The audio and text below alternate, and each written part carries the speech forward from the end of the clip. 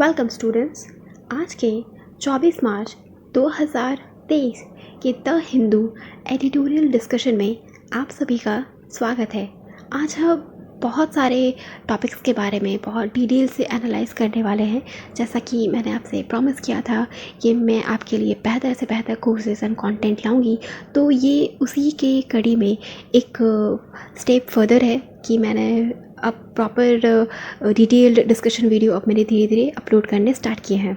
Hope so अगर आपको मेरा इनिशिएटिव अच्छा लगे तो मेरे चैनल को डेफिनेटली सब्सक्राइब करें और मेरी वीडियो को लाइक करें और ज़्यादा से ज़्यादा अपने फ्रेंड सर्कल में शेयर करें।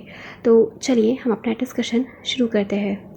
तो सबसे पहले मैंने अपने इस पर्टिकुलर लेक्चर को कुछ पर्टिकुलर हिस्सों में मैंने इसे डिवाइड किया हुआ है। ताकि सबसे पहले starting topics in news and places in news. तो जैसे कि अगर मैं बात करूं तो कुछ ऐसे टॉपिक है जो आज के अखबार में इम्पॉर्टेंट थे, जैसे कि टीबी की डिज़ीज़, फिर आईपीआर का इशू, एवरग्रीनिंग की इशू जो कि GS3 इंटेलेक्चुअल प्रॉपर्टी राइट्स का हिस्सा है, फिर GS2 के अंदर किसी बिल को ग्रांट करते समय गवर्नमेंट की क्या रोल होते हैं, क्या ड्यूटीज़ होते हैं, पावर होते हैं, वो पर्टिकुलर टॉपिक न्यूज़ में था। आफ्टर दैट वेरियस CM आपस में मीटिंग कर रहे हैं तो उसको लेके फेडरल स्ट्रक्चर जैसे कि हो गया वो न्यूज़ में था। प्लस हिस्ट्री के तहत जो मॉडरेट है, एक्सट्रीमिस्ट ग्रुप है जो हमारे फ्रीडम स्ट्रगल के ड्यूरेशन में, तो उनके बारे में आर्टिकल आए थे। आफ्टर दैट उसी के अंदर जैसे कि 1857 से पहले जो रिवोल्ट हुए थे तो उनके बारे में बताया गया था।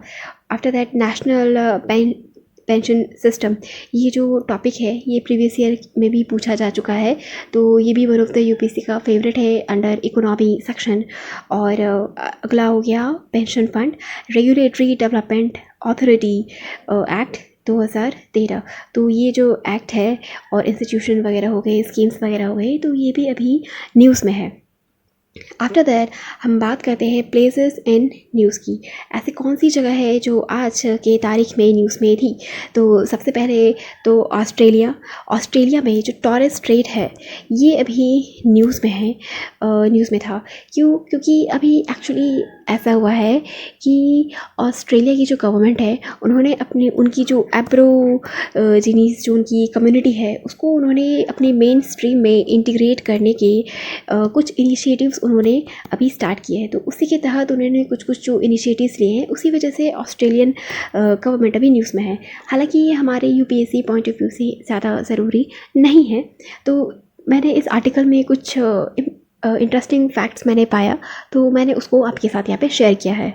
तो पहला फैक्ट हो गया जैसे कि टॉरेस स्ट्रेट, तो ये बेसिकली एक आइलैंड है और वहाँ पे जो पीपल रहते हैं, कम्युनिटी रहती है, तो उनको टॉरेस स्ट्रेट आइलैंडर फिर उनको बोला जाता है। दूसरा, जब यहाँ पे यूरोपियन आए थे, जैसे अंग्रेज़ हमारे यहाँ 1600 में जब धीरे धीरे आए थे, तो जब यूरोपियन वहाँ पर गए थे कोलोनाइजेशन के लिए तो 1778 में तो उनको जब वहाँ पे कोई पर्टिकुलर एब्रोजिनीस कोई ह्यूमन बीइंग नहीं दिखा तो उन्होंने उसका नाम रखा था टेरा नलिस और नोबडीज़ लैंड। ये दूसरा पॉइंट हुआ। तीसरा पॉइंट ये है कि लेट 2000 में जब ऑस्ट्रेलियन गवर्नमेंट ने वहाँ पे कुछ एग्रीमेंट वगैरह किए कम्युनिटी के बेनिफिट के लिए, तो जैसे कि उनको बेटर हेल्थ देने के लिए, अच्छी लाइफ एक्सपेक्टेंसी देने के लिए इंडिजिनस पीपल को, तो उन्होंने कुछ एग्रीमेंट साइन किए थे। तो उसको बोला जाता है close the gap statement of intent. मतलब ये जो स्टेटमेंट हो गई that is close the gap statement of intent, ये ऑस्ट्रेलिया की है जो वहाँ के एब्रोजिनीज इंडिजिनस पीपल को एक बेटर लाइफ देने के लिए ऑस्ट्रेलियन गवर्नमेंट ने इस एग्रीमेंट को लाया था। तो ये थे कुछ छोटी छोटी टर्म्स एंड प्लेसेस न्यूज़ जो एक अच्छी क्वेश्चन बन सकती है। तो आफ्टर दैट अब हम आते हैं अपने अगले टॉपिक पे। तो सबसे पहले हमने जॉनसन एंड जॉनसन, इस कंपनी को तो आपने देखा सुना होगा ही, जो बच्चों के कॉस्मेटिक्स वगैरह बनाती है। तो ये जो कंपनी है ये एक्चुअली US की one of the biggest pharmaceutical, मतलब मेडिसिन से रिलेटेड, तो ये ऐसी कंपनी है।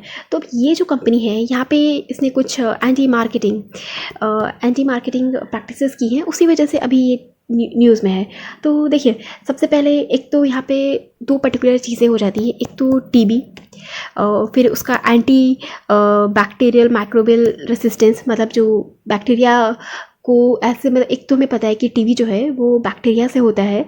उसके बाद अगर दवा, अगर ट्रीटमेंट प्रॉपरली नहीं होती है तो ये जो बैक्टीरिया होता है वो लेटर खुद को डेवलप करता है और ये मेडिसिन के लिए खुद को रेसिस्टेंट बना रहता है। तो इसी को एंटी माइक्रोबियल रेसिस्टेंट बोला जाता है, एंटी माइक्रोबियल रेसिस्टेंस।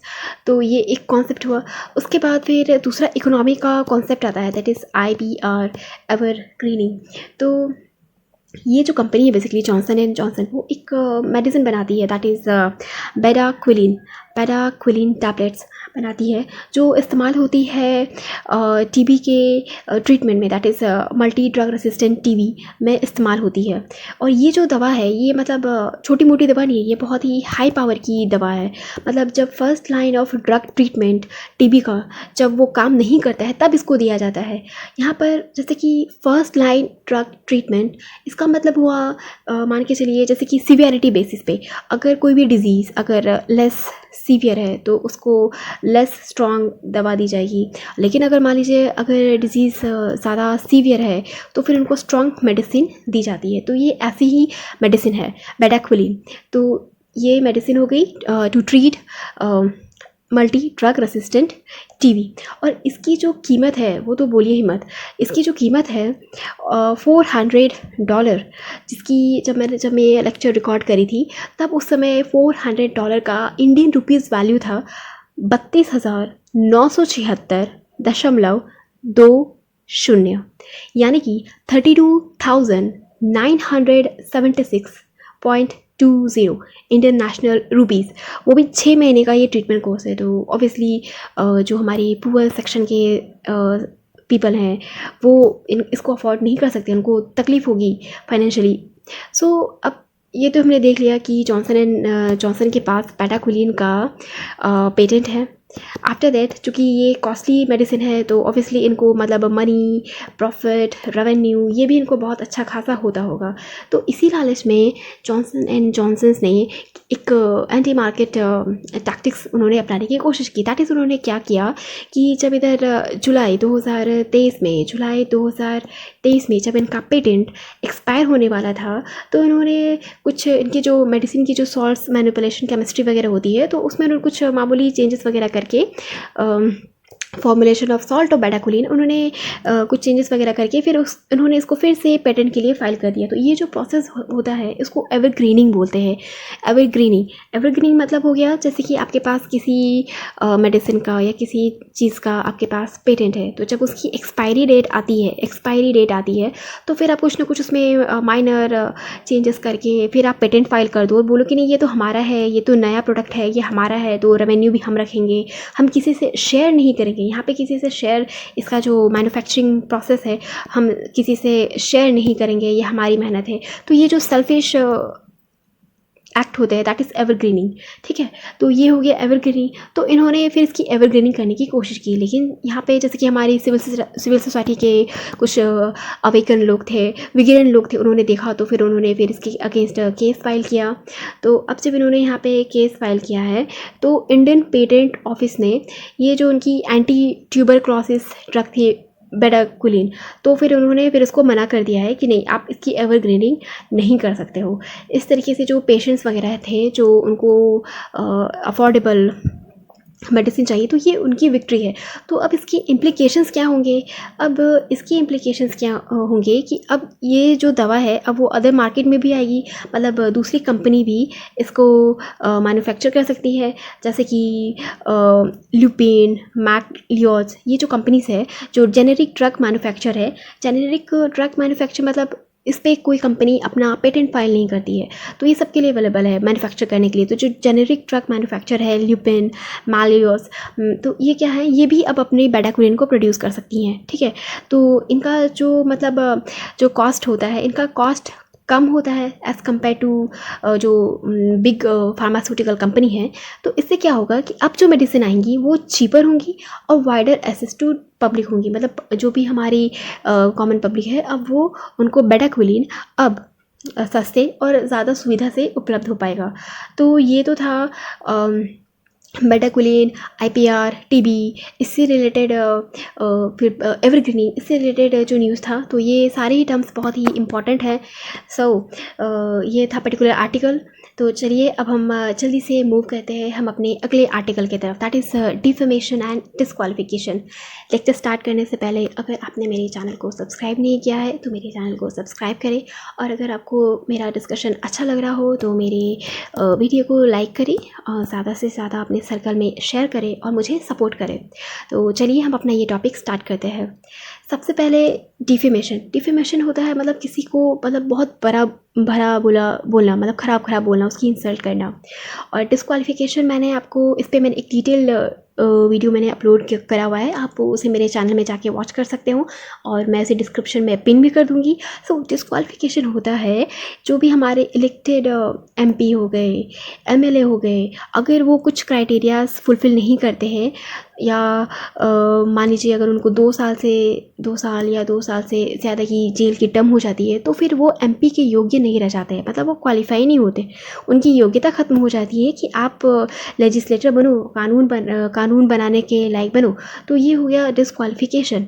तो अभी रिसेंटली क्या हुआ है कि जो फॉर्मर कांग्रेस चीफ है राहुल गांधी, उनको सूरत कोर्ट के द्वारा क्रिमिनल डिफेमेशन केस में, है ना, क्रिमिनल डिफेमेशन केस में उनको 2 साल का जेल टर्म सुनाया गया है।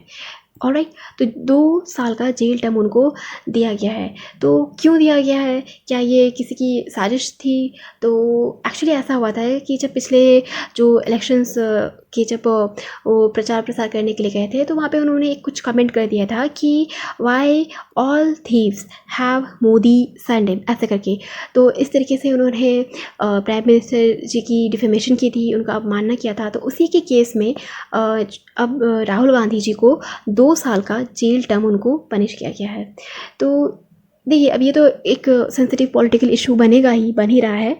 तो हमें पॉलिटिकल इश्यूज़ पे नहीं पढ़ना है, हमें फैक्ट्स पे ध्यान देना है, हमें ऑब्जेक्टिविटी मेंटेन करनी है।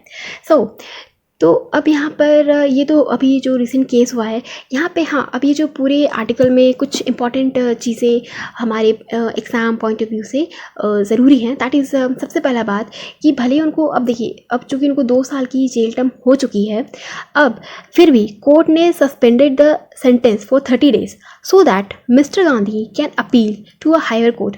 देखिए, 2 साल की जेल टर्म हो गई, लेकिन इसका मतलब ये नहीं है कि उन्होंने गांधी जी को कल परसों ही तुरंत जेल में भेज दिया, नहीं। अभी उनको 30 दिन का उनको दे दिया गया है ताकि वो हायर कोर्ट में अपील कर सकें। ऑलराइट, तो ये एक प्रोविज़न है कि हाँ, कोर्ट ने टाइम दिया है 30 दिन का कि जो भी कन्विक्टेड पर्सन है तो उसको रिलीफ के लिए वो हायर कोर्ट में जाए, अपील फाइल करे। ऑलराइट, दूसरा यहाँ पे बेल, यहाँ पर 10,000 रुपये, 10,000 बॉन्ड पे राहुल गांधी जी को बेल भी मिला हुआ है। तीसरा, ये जो पूरा प्रोसीडिंग चला था डिफेमेशन का केस, तो उसका मतलब लीगल फोर्स क्या हुआ, उसका लीगल फोर्स हो गया, दैट इज़ इंडियन पेनल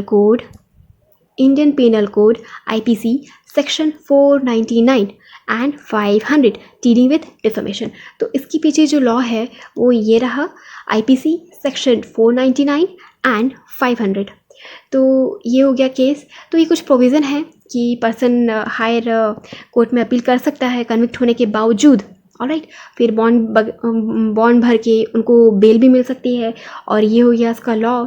अब देखिए, अब चूँकि राहुल गांधी जी को ऐसे 2 साल की चूँकि जेल टर्म हुई है, तो ये उनके डिस्क्वालिफिकेशन का भी कारण है, क्योंकि ऐसा 2013 में Lily Thomas versus Union of India judgment में सुप्रीम कोर्ट ने ये क्लियरली बोला था कि अगर कोई भी हमारे लॉ में करे, अगर वो उनको 2 साल या उससे ज़्यादा की जेल टर्म होती है तो इमीडिएटली डिस्क्वालीफाइड, है ना, इमीडिएटली उनको डिस्क्वालीफाई कर दिया जाएगा। तो चूँकि अब ये जो प्रोविज़न है, दैट्स वाई राहुल गांधी जी को मतलब डिस्क्वालीफाई भी किया जा सकता है उनकी लोकसभा मेंबरशिप फ्रॉम वायनाड। वो वायनाड कॉन्स्टिट्यूंसी को रिप्रेजेंट करते हैं, जो केरला में एक डिस्ट्रिक्ट है।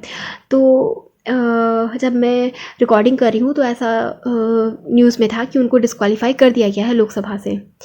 तो ये था डिफेमेशन और डिस्क्वालिफिकेशन का जो न्यूज़ था अभी। अगर आपको मेरा डिस्कशन अच्छा लग रहा है तो मेरी वीडियो को लाइक करें, ज़्यादा से ज़्यादा आप शेयर करें, और अगर आपने अभी तक मेरे चैनल को सब्सक्राइब नहीं किया है तो मेरे चैनल को सब्सक्राइब करें और मुझे ढेर सारा अपना सपोर्ट करें। तो चलिए हम स्टार्ट करते हैं अपना अगला discussion, that is a climate change survival guide to act on. देखिए ये जो आर्टिकल है मतलब ये अब जो न्यूज़ में आ रहा है ये बहुत ही मतलब कॉम्प्लिकेटेड सा लगा मुझे। जब मैंने इस आर्टिकल को रीड किया, मैंने जब इसको डिकोड करने की कोशिश करी, इसकी जो इंग्लिश लैंग्वेज थी ये बहुत डिफ़िकल्ट और कॉम्प्लिकेटेड मुझे लगी। हालांकि आपको और भी एजुकेटर्स के इस पर मतलब लेक्चर आपको मिल जाएंगे, but I am pretty sure कि इस पर्टिकुलर आर्टिकल को और इस रिपोर्ट को अब जो हम डिस्कस कर रहे हैं इन डेप्थ एनालिसिस आपको मेरे ही चैनल पे मिलेगा। मैंने ही किया है, किसी और एजुकेटर ने इतनी तकलीफ़ नहीं उठाई है कि वो इस आर्टिकल को या इस रिपोर्ट को इतनी मेहनत से डिस्क्राइब करे। तो अगर आपको मेरी मेहनत अच्छी लगे तो डेफिनेटली मेरे चैनल को सब्सक्राइब कीजिएगा। तो हम इस IPCC रिपोर्ट को देखते हैं, ठीक है। देखिए ये जो बेसिकली रिपोर्ट है ना, सबसे पहले इस रिपोर्ट का क्रक्स मैं आपको बताती हूँ कि ये report basically climate change mitigation, adaptation plus green house gas emission, ये जो कुछ एक्शन है ये उसके अराउंड ये रिवॉल्व करती है। इसका मुद्दा ये है। अब बात करते हैं इस रिपोर्ट की। तो इसको जो लॉन्च किया है वो है inter governmental panel on climate change. तो ये एक इंटरनेशनल बॉडी है जो यूनाइटेड नेशन के अंडर काम करती है, यूनाइटेड नेशन की बॉडी है। और इन्होंने अभी रिसेंटली 20 मार्च को अपना 6th असेसमेंट रिपोर्ट इन्होंने पब्लिश किया है। तो ये जो इन्होंने पहले भी अपने 5 रिपोर्ट्स पब्लिश करी हुई हैं जो हम कंसेप्चुअली हम डिस्कस करते रहेंगे। तो ये जो है ये इसकी 6th असेसमेंट रिपोर्ट है। तो यहाँ पे इन्होंने बेसिकली बहुत कॉम्प्लिकेटेड लैंग्वेज में चीज़ों को समझाने की कोशिश की है। और ये जो पूरा रिपोर्ट है ये कहता है कि जो डेवलपिंग नेशंस हैं जैसे कि इंडिया हो गए, हम ग्लोबल साउथ हो गए, तो उनको मिटिगेशन पे थोड़ा ज़्यादा फोकस करना चाहिए, प्लस अडेप्टेशन और सस्टेनेबल डेवलपमेंट पे भी फोकस करना चाहिए। तो चलिए इसके जो प्रोविजंस हैं हम उसको लाइन बाय लाइन एक एक करके अच्छे से समझते हैं। तो आप भी अपना पेन पेपर लेके अच्छे से बैठिए, क्योंकि ये ऑब्वियसली मैं पहले बोल दे रही हूँ ये थोड़ा डिफ़िकल्ट हो जाएगा। तो सबसे पहले ये जो रिपोर्ट है क्या महत्व है, हम क्यों इसको इतना इसके पीछे अपना माथा खपा रहे हैं, क्योंकि ये जो रिपोर्ट है IPCC ये बहुत ही important global intergovernmental organisation है। सारी गवर्नमेंट जो वर्ल्ड की गवर्नमेंट है वो इसको मान्यता देती हैं, इसको अप्रूव करती हैं। साथ ही साथ UN सेक्रेटरी जनरल ने इस रिपोर्ट को सर्वाइवल गाइड फॉर ह्यूमैनिटी बताया है। क्योंकि अब जैसे कि हम देख रहे हैं हमारा क्लाइमेट चेंज हो रहा है, ग्लोबल वार्मिंग हो रही है, तो जो इतने सारे उसकी वजह से इश्यूज़ हो रहे हैं, है ना। तो अब ह्यूमैनिटी के सर्वाइवल का सवाल है। तो ये जो IPCC है ये हमें एक प्रॉपर डेटा, स्टेटस और सजेशंस ये हमें देता है कि हमें आगे क्या करना चाहिए। दैट इज़ इसको सर्वाइवल गाइड फॉर ह्यूमैनिटी इसको बोला गया है। अगला टॉपिक है some takeaways. The report confirms that human activity is unequivocally driving global temperature rise. मतलब अब ये जो ह्यूमन एक्टिविटी है, अब तो ये इसमें कोई दो राय नहीं है, मतलब सब सहमत हैं, एक सहमत होकर बोल रहे हैं कि जो ह्यूमन एक्टिविटी है उसकी वजह से ग्लोबल टेम्परेचर अब हमारा राइज कर रहा है, which has reached approximately 1.1 degree Celsius above pre industrial level. तो अब जैसे कि प्री इंडस्ट्रियल लेवल देखिए 1750 और 1850 ये हमारा इंडस्ट्रियलाइजेशन का एरा था। ऑलराइट, 1750 से 1850 ये हमारा इंडस्ट्रियलाइजेशन का एरा था। और इससे पहले का जो टाइम पीरियड है उसको प्री इंडस्ट्रियल लेवल बोला जा रहा है, ठीक है। तो उस समय जो भी मान के चलिए हमारा x डिग्री टेम्परेचर था, तो अब क्या हो गया है उसमें 1.1 डिग्री सेल्सियस का अब उसमें इंक्रीमेंट देखा गया है। The rate of emission growth has slowed in past decade. अब देखिए पास्ट डिकेड में जैसे कि हमने देखा 1990 है ना, जैसे कि 80s में, फिर 90 में, 1990, फिर इधर 2000, तो अभी पिछले जो 20, 30, 40 साल, तो यहाँ पे बहुत सारे मतलब इंटरनेशनल ऑर्गेनाइजेशन, गवर्नमेंट बहुत सारे एफर्ट कर रही हैं कि हम जो भी पॉल्यूशन है, ग्लोबल वार्मिंग है, ओजोन डिप्लेशन है, तो इन सब सारी चीज़ों को हम कम कर सकें। तो उसी के परिणाम स्वरूप अब जो हमारा रेट ऑफ इमिशन ग्रोथ है वो अब कम हो चुका है, स्लो हो चुका है।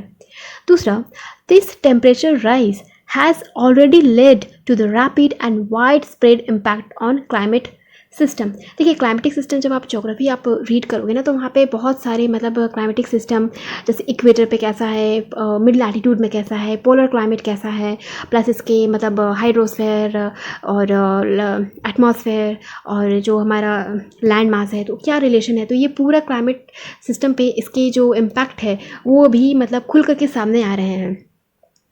और इट फ्लैग्स दैट, जो ये रिपोर्ट है वो कहती है, for any given future warming level many climate related risk are higher than assessed in assessment report 5। मतलब ये जो रिपोर्ट आई है, तो ये तो भी 6th रिपोर्ट है, लेकिन जो 5th रिपोर्ट थी उसमें जो इन्होंने डेंजर्स बताए थे, उसमें जो भी उन्होंने रिस्क बताए थे, अब जो रिस्क सामने आ रहे हैं अब वो उससे ज़्यादा है, उससे बहुत ज़्यादा डेंजरस रिस्क अब सामने आ रहे हैं। अगला पॉइंट है, the new realisation underpins the considerable attention in the IPCC report to trajectories that constrained global warming to 1.5 degree Celsius rather than 2 degree Celsius. तो अब इतना सब जो हम देख रहे हैं कि हमारे क्लाइमेटिक सिस्टम पे इसका जो ख़राब असर हो रहा है, तो अब ये समझ में आ रहा है कि अब हमें 2 डिग्री सेल्सियस, जो मतलब प्रीवियसली जो टारगेट लिया गया था कि हम 2 डिग्री सेल्सियस तक में हम उसको कमी करेंगे, नहीं, अब ये लोग बोल रहे हैं कि हमें 1.5 डिग्री सेल्सियस पर फोकस करना चाहिए। इससे क्या होगा कि इसके दो हमें फ़ायदे मिलेंगे, 2 इम्प्लिकेशंस मिलेंगे। पहला इम्प्लिकेशंस क्या है कि the amount of carbon that would world can cumulatively emit before reaching the key temperature limit, the world's carbon budget is far lower for 1.5 degree Celsius than 2 degree Celsius target. मतलब अब हम जो भी cumulative energy, हम जो पूरा विश्व के लोग, हम लोग जो मिल करके जो इंडस्ट्रियल एमिशंस वगैरह कर रहे हैं, हम लोग 1.5 डिग्री सेल्सियस से वो अब हम कम है, हम उसको कम कर सकते हैं, उसमें कमी ला सकते हैं। तो अब ये जो अभी IPCC की रिपोर्ट है, तो उनका अब ये मानना है कि हमें 1.5 डिग्री सेल्सियस पे फोकस करना चाहिए। हमारे अब जो भी एग्जिस्टिंग फॉसिल फ्यूल इंफ्रास्ट्रक्चर है, हमें उनमें एडिशनल अबैटमेंट स्ट्रक्चर्स हमें उन्हें देना चाहिए, एक्सपेंडिचर वगैरह करना चाहिए, ताकि हम जो हमने कार्बन डाइऑक्साइड की जो इमिशन है उसके लिए हमने जो भी टारगेट हमने जो भी सेट किए हैं, हम उसको अचीव कर सकें।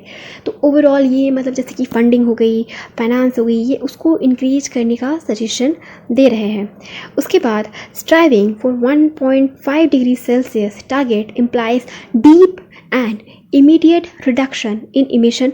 तो यहाँ पे ये एक्सपेक्ट कर रहे हैं कि इनको इमीडिएट रिडक्शन होना चाहिए, जैसे कि सारे सेक्टर्स में, जैसे कि ट्रांसपोर्टेशन है ना, ट्रांसपोर्टेशन हो गया, मैन्युफैक्चरिंग हो गया है, एग्रीकल्चर सेक्टर हो गया, या और भी अदर सेक्टर्स हो गए। तो सारे सेक्टर्स को हमें मिल करके यहाँ पे इमीडिएट रिडक्शंस हमें करने चाहिए, ताकि हम यहाँ पे इंटरनेशनल लेवल पर हो गया, रीजनल लेवल पर हो गया, नेशनल लेवल पर हो गया, तो हम क्लाइमेट इक्विटी को हम प्राप्त कर सकें। और ये वाला जो क्लाइमेट इक्विटी का कॉन्सेप्ट है वो United nation framework for convention on climate change का जो कोर प्रिंसिपल है, that is common but differentiated responsibility and respective capabilities, ये उसको भी फुलफिल करेगा। हाँ, ये बहुत लंबा सा नेम है, बट इसका एक्चुअली मतलब ये हो गया कि United nation framework convention on climate change, ये हो गई UNFCCC फ्रेमवर्क के अंडर एक आपका एग्रीमेंट है, that is common but differentiated responsibility. अब उसमें ऐड किया गया है रिस्पेक्टिव कैपेबिलिटीज़। इसका मतलब हो गया कि देखिए, अब जो क्लाइमेट चेंज की, ग्लोबल वार्मिंग की इशू हो रही है, तो यहाँ पे सबकी रिस्पॉन्सिबिलिटी है। यहाँ पे तो सबसे पहले यहाँ पे सबकी रिस्पॉन्सिबिलिटी है कि आपको स्टेप्स लेने हैं, ऑलराइट। लेकिन अब बात आती है हिस्टोरिकल इमिशन की, है ना, हिस्टोरिकल इमिशंस की। अब जैसे कि हम लोग डेवलपिंग कंट्रीज़ हो गए, हमने तो इतना फॉसिल फ्यूल इमिशन हमने नहीं किया है, हमने तो इतना कार्बन इमिशन नहीं किया है, तो हम क्यों इतना बर्डन सहें, हम क्यों इतना रिडक्शन करें, हमें तो अपना इकोनॉमिक डेवलपमेंट भी करना है। तो प्लस डेवलपिंग कंट्रीज़ के पास उनके पास जो फंड हो गया, टेक्नोलॉजी हो गई, इसकी भी कमी है, मतलब वो कैपेबल भी कम है। तो इस तरीके से बात उठती है कि जो डेवलप्ड वर्ल्ड है उनको अपनी रिस्पॉन्सिबिलिटी लेनी चाहिए, क्योंकि ये जो इमिशन है ये उनका किया हुआ है, इंडस्ट्रियल टाइम में उन्होंने अपना प्रोडक्शन किया, ये इमिशन उनका किया हुआ है, प्लस उनके पास अब फंड भी है, उनके पास टेक्नोलॉजी है, तो वो ज़्यादा कैपेबल हैं इसको लीड करने के लिए।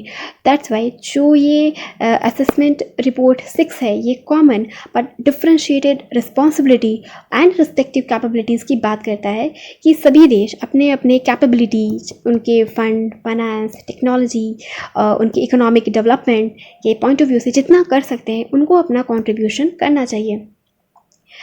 आई होप आपको ये पॉइंट अंडरस्टैंड क्लियर हो गया होगा। अगर नहीं भी हुआ है तो आप मुझे कमेंट सेक्शन में बोल सकते हैं, मैं फिर से इसके लिए सेपरेट डिटेल डिस्कशन वीडियो लेकर के आऊँगी।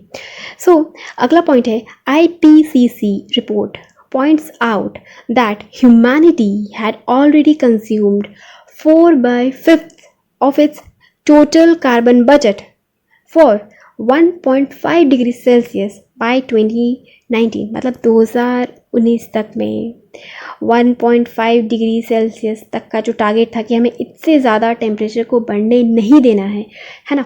1.5 डिग्री सेल्सियस तक को ही हमें टेम्परेचर इंक्रीज़ हमें मेंटेन करना है, उसके लिए जितना हमें कार्बन एमिशन कंज्यूम वगैरह करना था, तो ह्यूमैनिटी ने ऑलमोस्ट उसका 4/5 कंज्यूम कर लिया है। जो कार्बन एमिशन वगैरह है, हमने इंडस्ट्रियल डेवलपमेंट वगैरह करने के चक्कर में हमने 4/5 जो है हमने तो ऑलरेडी कंज्यूम कर लिया है। और उसमें से जो डेवलप्ड इकोनॉमीज़ है उनका शेयर सबसे बड़ा है। डेवलपिंग कंट्रीज़ तो अभी जस्ट कुछ साल पहले उन्होंने स्टार्ट किया है, डेवलप्ड वर्ल्ड का जो कंट्रीब्यूशन है वो सबसे ज़्यादा है।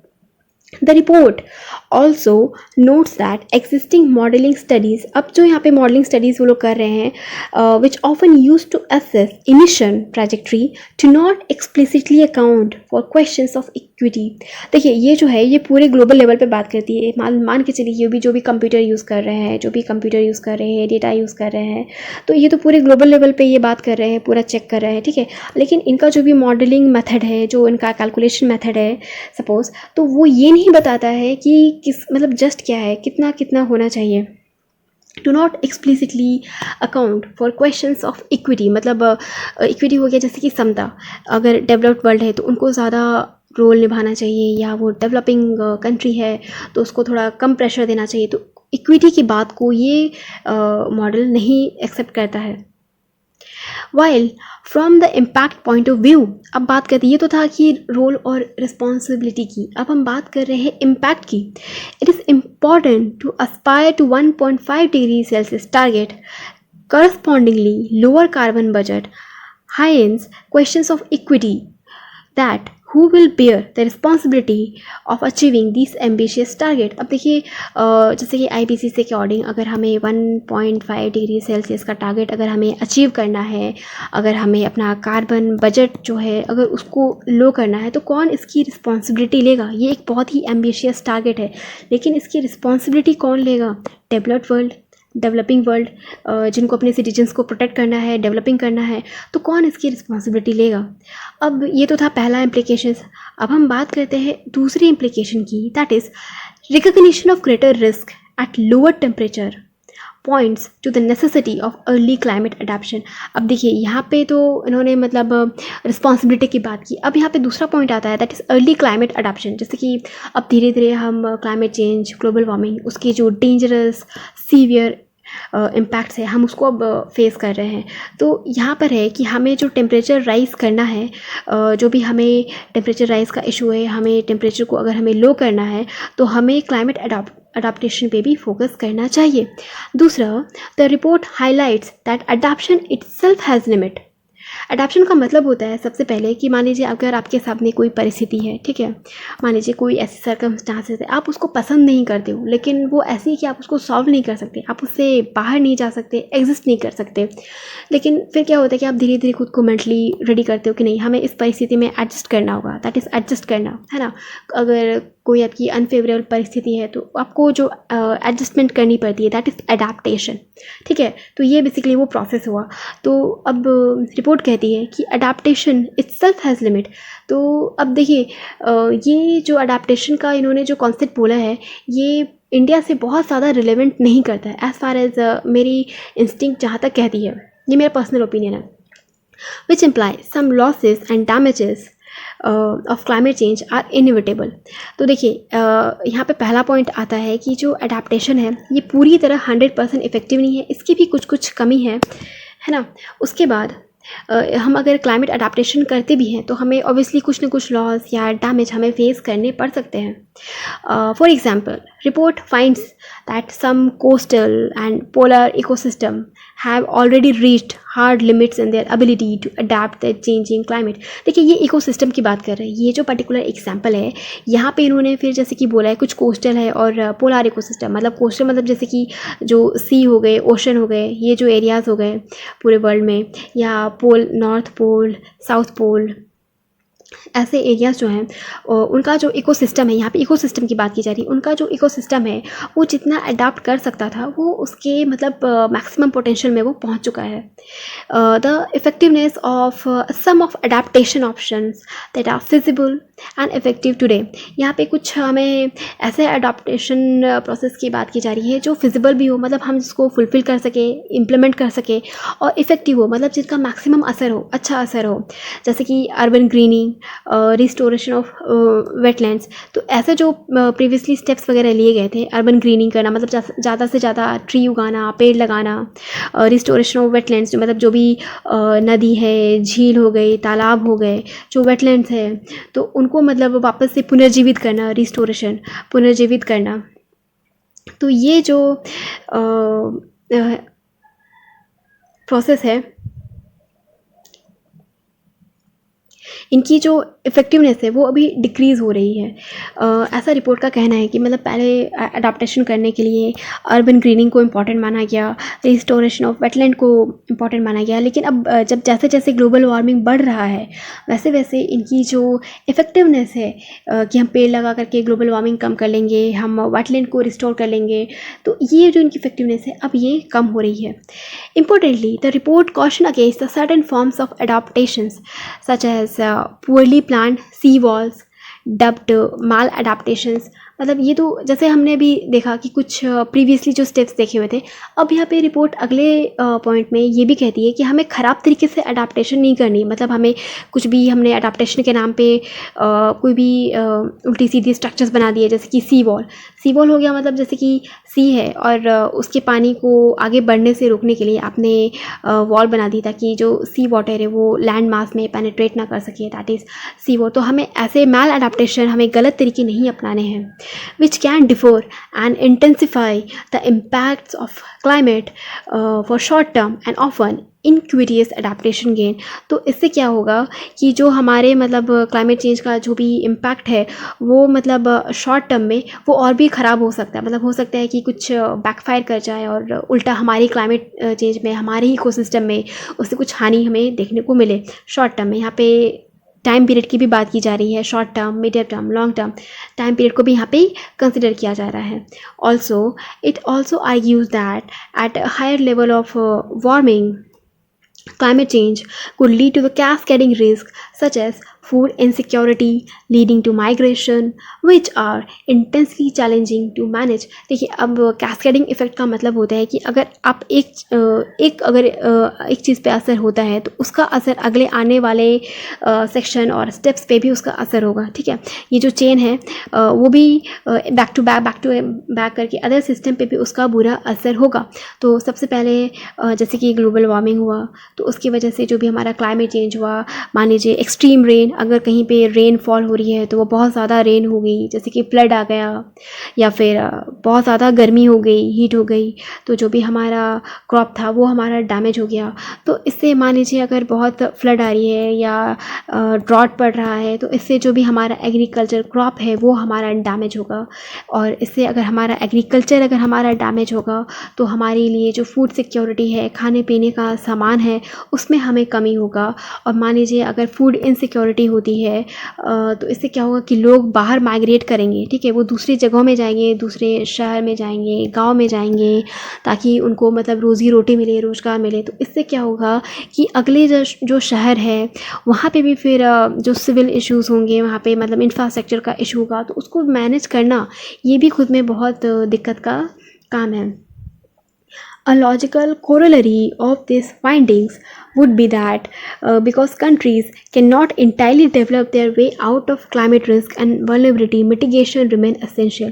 तो यहाँ पे मतलब ये रिपोर्ट हम नहीं, ये जो रिपोर्ट है वो अज्यूम कर रहे हैं कि जो कंट्रीज़ हैं वो मतलब ये जो माइग्रेशन वगैरह हो गया, इनका ये जो भी नेगेटिव इम्पैक्ट है वो उसको अकेले हैंडल नहीं कर सकते हैं। दैट्स वाई यहाँ पे अलग अडाप्टेशन के बाद यहाँ पे अगला जो स्टेप है दैट इज़ मिटिगेशन, उसको भी एसेंशियल है, हमें उस पर भी फोकस करना चाहिए। अडाप्टेशन वगैरह के साथ हमें मिटिगेशन पे भी फोकस करना चाहिए। देखिए, मिटिगेशन का मतलब होता है किसी की जो सिवियरिटी है उसको कम करना, ठीक है, इसकी जो सिवियरिटी है उसको कम करना। मतलब मान लीजिए अगर आपको हाथ पैर में दर्द हो रही है, सर में दर्द हो रहा है, तो आपने दवा लिया, तो कुछ देर के लिए क्या किया, उसने उसकी दर्द को कम कर दिया, दैट इज़ मिटिगेशन। और तो अब इसके आगे the leading message of the report is that urgently adopting climate resilient development, a development model that integrates both adaptation, mitigation to advance sustainable development for all. मतलब अब ये जो रिपोर्ट है अब वो बोल रहा है कि अगर हमें सबके लिए सस्टेनेबल डेवलपमेंट चाहिए, सस्टेनेबल डेवलपमेंट मतलब जो हमारी आज की जनरेशन हो गई और जो हमारी आने वाली नेक्स्ट जनरेशन है तो उनको भी बेनिफिट करे, तो अगर हमें ऐसा सस्टेनेबल डेवलपमेंट चाहिए तो हमें क्लाइमेट रेसिलिएंट डेवलपमेंट पे फोकस करना होगा। हमें एक ऐसा डेवलपमेंटल मॉडल हमें बनाना होगा जहाँ पे एडाप्टेशन भी है और मिटिगेशन भी है ना। तो मतलब ऐसा डेवलपमेंट का मॉडल जहाँ पर एडाप्टेशन और मिटिगेशन दोनों को फोकस किया जाए। Countries no longer have luxury of focusing on adaptation और मिटिगेशन और इवन डेवलपमेंट अलोन। मतलब अब ये भी बात की जा रही है कि अब कोई भी चाहे कंट्री हो, अब या तो वो अकेले अडाप्टेशन कर ले या सिर्फ मिटिगेशन करे या सिर्फ डेवलपमेंट करे, नहीं, अब ये नहीं हो सकता है। अब उसको मतलब डेवलपमेंट करना है तो उसके फल स्वरूप अगर इन्वायरमेंट में या इकोसिस्टम में अगर कोई हानि हो रही है तो हमें उसको अडॉप्ट भी करना है, हमें उसे मिटिगेट भी करना है। तो अब ये पूरा हॉलिस्टिक पैटर्न अभी किसी भी कंट्री को फोकस करना हो। पर ये जो रिपोर्ट है वो ये कहता है कि अब हमारे पास आगे जो टेक्नोलॉजिकल ऑप्शंस है, जो भी हम नए डिज़ाइन हम ला सकते हैं, हमें वैसे ऑप्शंस को हमें एक्सप्लोर करना होगा। दैट इज़ सोलर एनर्जी या इलेक्ट्रिक व्हीकल्स हो गए, ताकि हम अपने इमिशंस को हम कम कर सकें, इमिशन को रिड्यूस कर सकें और ज़्यादा से ज़्यादा हम रिजिलिएंट बन सकें, वो भी कम से कम कॉस्ट पर। Alright, and technically feasible manner पे, मतलब ये पूरा इकोसिस्टम। हालांकि मैं आपको यहाँ पे एक एडिशनल चीज़ बताती हूँ, ये जो पर्टिकुलरली ये जो आइडिया है ना सोलर एनर्जी, इलेक्ट्रिक व्हीकल्स, ये बेसिकली इलॉन मस्क से इंस्पायर्ड आइडिया है। ऑलराइट, हालांकि सभी इसे सपोर्ट करते हैं, बट बेसिकली यहाँ पर इलॉन मस्क के आइडिया को यहाँ पे ये इंडोर्स कर रहे हैं। So that can help countries. यहाँ पे बहुत सारे फ़ायदे हो जाएंगे क्या, ताकि एक तो हम अपने इमिशन को हमने कम कर लिया, दूसरा हमने रिजिलिएंट बन गए, हमने कम से कम कॉस्ट पे भी हमने टेक्नोलॉजी अडॉप्ट कर ली, दूसरा ये टेक्नोलॉजी भी इसकी फिजिबल है। So it points to the fact that there are more synergies than trade-offs between mitigation and adaptation actions and sustainable development goal। देखिए, यहाँ पे इस पर्टिकुलर पैराग्राफ का मतलब है, एक तो हमने भी देखा कि हमें मिटिगेशन और एडाप्टेशन पे हमें फोकस करना है, ठीक है। तो कहीं मिटिगेशन और एडाप्टेशन के चक्कर में कहीं ऐसा ना हो कि जो भी डेवलपिंग कंट्रीज़ है वो अपने डेवलपमेंट से पीछे हट जाएं और जो भी अपने सिटीजन्स को जो वो एक बेहतर लाइफ देना चाहते हैं वो ना दे पाएँ। तो इसी केस में एक आता है सस्टेनेबल डेवलपमेंट गोल्स, है ना, जैसे कि पॉवर्टी को रिडक्शन करना, हेल्थ देना, एजुकेशन देना। तो यहाँ पे ये जो रिपोर्ट है वो कहता है कि ये सब जो आपस में चीज़ें हैं ये बहुत हद तक एक दूसरे से मिलती जुलती है। मतलब ये हो गया ना ओवरलैपिंग वेन डायग्राम, तो ये आपस में एक दूसरे से बहुत हद तक मिलती जुलती हैं, उनके गोल्स कॉमन है, उनमें सिनर्जी है ना।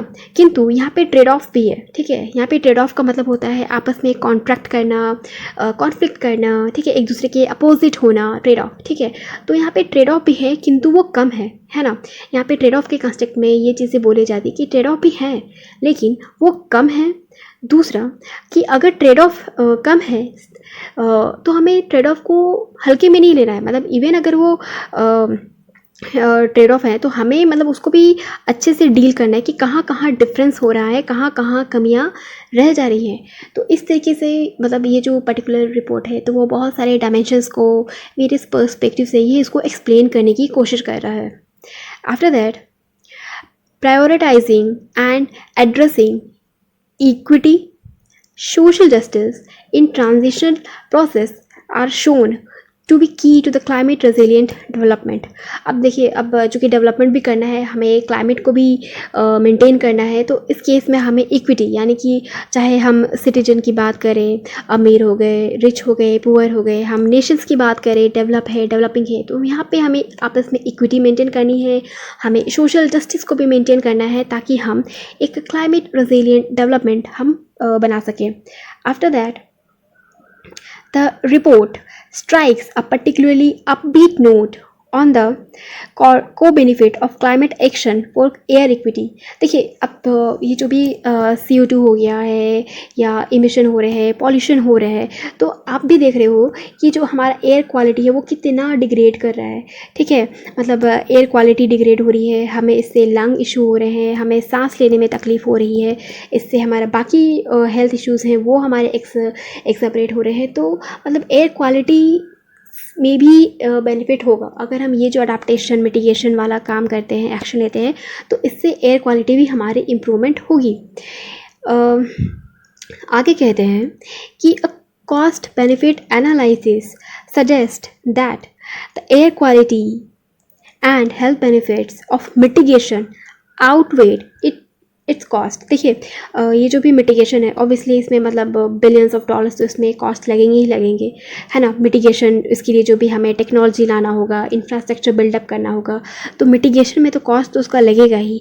किंतु अगर हम एयर क्वालिटी इम्प्रूव कर लेते हैं, अगर हमारे सिटीजन का, हमारी वर्किंग पॉपुलेशन का अगर हेल्थ इम्प्रूव होता है तो इसकी जो बेनिफिट है ये ज़्यादा है। और ये जो कॉस्ट वगैरह लगेगा ना, जो भी कॉस्ट हमारा आएगा मिटिगेशन वगैरह में, तो ये उसको जल्दी ही सरपास कर जाएगा। तो कहने का मतलब है कि हमें एयर क्वालिटी और हेल्थ बेनिफिट पे भी फोकस करना चाहिए। ये हमारे लॉन्ग टर्म में भी ये हमारे को प्रॉफिटेबल साबित होगा। After that, while a climate resilient development pathway is the journey, the destination is net zero emission at the global level। यहाँ पर जब आप एथिक्स पढ़ोगे या पढ़ रहे हो तो वहाँ पे एक बात की जाती है मीन्स वर्सेस एंड की, है ना। और फिलॉसफी में होता है एक जर्नी, एक डेस्टिनेशन। तो यहाँ पे जो राइटर है वो कंपेयर कर रहे हैं रिपोर्ट की, ये जो क्लाइमेट रेजिलिएंट डेवलपमेंट पाथवे है ये एक जर्नी है, ये एक मीन्स है। और जो हमारा नेट ज़ीरो एमिशन मतलब हमारा कार्बन एमिशन ज़ीरो हो जाए, ऑलराइट, तो ये जो है ये हमारा एंड है, ये हमारा गोल है, ये हमारा डेस्टिनेशन है। तो हमें इसको फोकस करना है कि हमें अपना कार्बन एमिशन हमें नेट ज़ीरो करना है। और इसके लिए हमें क्लाइमेट रेजिलिएंट डेवलपमेंट यानी कि mitigation, adaptation, sustainable development technologies, ये सब हमें फॉलो करने होंगे। If sustained, net zero greenhouse gas emission will result in a gradual decline in global temperature। तो यहाँ पे ये रिपोर्ट जो है ये उम्मीद जताता है कि हम अगर ऐसा कर पाने में सक्षम होते हैं, अगर हम ऐसा करते रहते हैं, अपने प्रयास लगातार एफर्ट मारते हैं, हम जो चाहते हैं कि हमें net zero green house gas emission हो वो डेफिनेटली हो पाएगा और हम अपना जो ग्लोबल टेम्परेचर है हम उसको भी रिड्यूस कर पाएंगे। However, this may be contingent upon significant carbon dioxide removal, which are challenging to achieve at scale। तो यहाँ पे कार्बन डाइऑक्साइड रिमूवल, जैसे कि हम जानते हैं ना कि पेड़, है ना। ये जो पेड़ हो गए, ये जो खाना वगैरह बनाते हैं तो ये carbon dioxide as a input लेते हैं, प्लस पेड़ों की कार्बन सिक्वेस्ट्रेशन की जो कैपेसिटी होती है वो बहुत हाई होती है। सो अब मान लीजिए चूँकि पेड़ भी बहुत तेज़ी के साथ कट रहे हैं, तो अब कार्बन डाइऑक्साइड रिमूवल एटमॉस्फेयर से, तो ये भी हमारे लिए बहुत ही चैलेंजिंग है कि हम कैसे वो एक फिजिबल सिस्टम हम डेवलप कर पाए जहाँ पे हम कार्बन डाइऑक्साइड को हम रिमूव कर सकें एटमॉस्फेयर से। Progress report how it is world doing in this regard. तो यहाँ पे प्रोग्रेस रिपोर्ट भी दिया जाता है कि कार्बन डाइऑक्साइड रिमूवल, इमिशन, तो ग्रीन हाउस गैस, इसके कंटेक्स्ट में जो वर्ल्ड का प्रोग्रेस है वो अभी तक कितना है। तो यहाँ पे ये जो रिपोर्ट है वो बताता है कि अभी तक tangible evidence of progress in the proliferation of laws and policies. Report कहता है कि अब जो कंट्री से पिछले 20-30 साल में अब ऐसे कानून, ऐसे पॉलिसीज़ अब बहुत ज़्यादा हैं। उससे पहले उतने नहीं थे, बट अब अवेयरनेस ज़्यादा है, पब्लिक ज़्यादा अवेयर है, तो यहाँ पे लॉस भी हैं और पॉलिसीज़ भी हैं। अब ये बताता है कि confirms the effectiveness of existing policy tools such as regulation and carbon market. तो अब ये भी बोलता है कि अभी की जो हम एट प्रेजेंट अभी जो हम पॉलिसीज़ वगैरह गवर्नमेंट अप्लाई कर रही है, जैसे कि रेगुलेशन करना इंडस्ट्री में कि आप इससे ज़्यादा आप पॉल्यूशन नहीं कर सकते हो, अगर आपका पॉल्यूशन लेवल ज़्यादा है तो हम आपके जो कंपनी है, फैक्ट्री है, हम उसको बंद कर देंगे। या इसी तरीके से कार्बन मार्केट को डेवलप करना, जैसे क्लीन डेवलपमेंट मैकेनिज़्म वगैरह हो गया। तो इस टाइप से जो भी स्टेप्स वगैरह लिए गए हैं तो ये भी इफ़ेक्टिव है ग्रीन हाउस गैस को कम, उनका जो इमिशन है उसको कम करने में। तो ओवरऑल ये जो रिपोर्ट है ये गवर्नमेंट लॉज एंड पॉलिसीज़ की तारीफ़ करता है और बोलता है कि वो इफ़ेक्टिव है ग्रीन हाउस गैस इमिशन को टैकल करने में। After that a promising yet potentially unsung stories that of policy package which are a coherent comprehensive set of policies tied to particular policy objective that can help countries meet short term economic goals। देखिए यहाँ पे जितना भी policies की बात की गई है, पैकेज की बात की गई है, यहाँ पे बोला जा रहा है कि आप एक कॉम्प्रिहेंसिव पॉलिसी बनाओ जो कोहेरेंट हो आपस में, और ये जो भी पॉलिसी ऑब्जेक्टिव है ग्रीन हाउस गैस इमिशन को कम करना, शॉर्ट टर्म इकोनॉमिक गोल्स को अचीव करना, तो ये सब को ध्यान में रखते हुए हमें पॉलिसीज़ वगैरह बनानी चाहिए। एक पूरा ऐसा एक पॉलिसी पैकेज बनाना चाहिए। अब इतना सब कुछ बोलने के बाद रिपोर्ट बताता है कि इतना सब होने के बाद भी कुछ कुछ कमियां रह गई हैं, कुछ कुछ गैप रह गए हैं ह्यूमैनिटी रिस्पॉन्स सो फार। तो बोलता है कि gaps between model sustainable pathways and what a country have placed, that is ambition gap, and what they actually do, that is implementation gap. देखिए इस पैराग्राफ का सिंपल मतलब ये हुआ है कि जैसा कि हम अपने डे टू डे लाइफ में हम जो भी सोचते हैं, हम जो भी एम्बिशंस बनाते हैं, प्लानिंग करते हैं, और एक्चुअली में जो इम्प्लीमेंट होता है, दोनों के बीच में एक गैप होता है ना। हम प्लानिंग बहुत ज़्यादा कर लेते हैं, है ना, हम प्लानिंग हो गया, प्रॉमिस हो गया, हम बहुत ज़्यादा कर लेते हैं, किंतु एक्चुअली में जो इम्प्लीमेंटेशन है, एक्शन है, वो क्या होता है, अल्टीमेटली वो कम हो जाता है। तो ये जो गैप है ये अभी भी है, ये अभी भी एग्जिस्ट करता है, इस पर्टिकुलर पॉइंट का ये मतलब है, ये गैप अभी भी बहुत ज़्यादा है। आफ्टर दैट रिपोर्ट ये भी कहता है कि अगर हम जो भी अभी हमारे पास अभी रिस्क है, अगर हम एक्शन लेने में अगर हम डिले करते हैं, अगर हम एक्शन लेने में डिले करेंगे तो हमारे जो भी ऐसे प्रोजेक्ट्स है ना, जो भी हमारे एडाप्टेशन, मिटिगेशन, है ना, क्लाइमेट रेजिलिएंट डेवलपमेंटल प्रोजेक्ट्स हैं, एक तो वो उनमें डिले होगा, है ना। अगर उनमें डिले होगा तो क्या होगा, वो एसेट हमारा ख़राब होगा, ठीक है, मतलब उस एसेट का यूटिलाइजेशन नहीं हो पाएगा, प्लस उनका कॉस्ट भी स्काई रॉकेट होगा। मतलब टाइम के साथ कॉस्ट तो बढ़ता है, महंगाई बढ़ती है, कॉस्ट बढ़ता है, तो उनका कॉस्ट भी आगे बढ़ेगा, जिसकी वजह से फाइनेंशियल इंस्टेबिलिटी आएगी इन मीडियम टर्म। तो ये मीडियम टर्म की बात कर रहा है, जैसे कि 5-10 साल, 15 साल, तो ऐसे करके मतलब डिपेंड करता है ये प्रोजेक्ट पर, ठीक है। तो मीडियम टर्म में अगर हम क्लाइमेट सही से एक्शन नहीं लेंगे तो हमारा प्रोजेक्ट जो भी हम ऐसे बिल्डअप कर रहे हैं उसमें भी खराबी होगी, उसमें डिले होगा, प्रोजेक्ट को इम्प्लीमेंट होने में डिले होगा, फिर उनका कॉस्ट बढ़ेगा और फाइनेंशियल इंस्टेबिलिटी होगी इन मीडियम टर्म, ये बताता है। तीसरी कमी ये बताता है कि high up front investment in clean infrastructure are imperative. मतलब क्लीन इंफ्रास्ट्रक्चर हो गया जैसे कि सोलर एनर्जी, बैटरी, है ना। तो ये जो क्लीन इंफ्रास्ट्रक्चर हो गया है तो इसमें हमें बहुत ज़्यादा इन्वेस्टमेंट करना होगा और ये इम्पेरेटिव है, मतलब ये होना ही होना है, मतलब ये खर्चा इन्वेस्टमेंट ये भी बहुत ज़्यादा होगा। However despite sufficient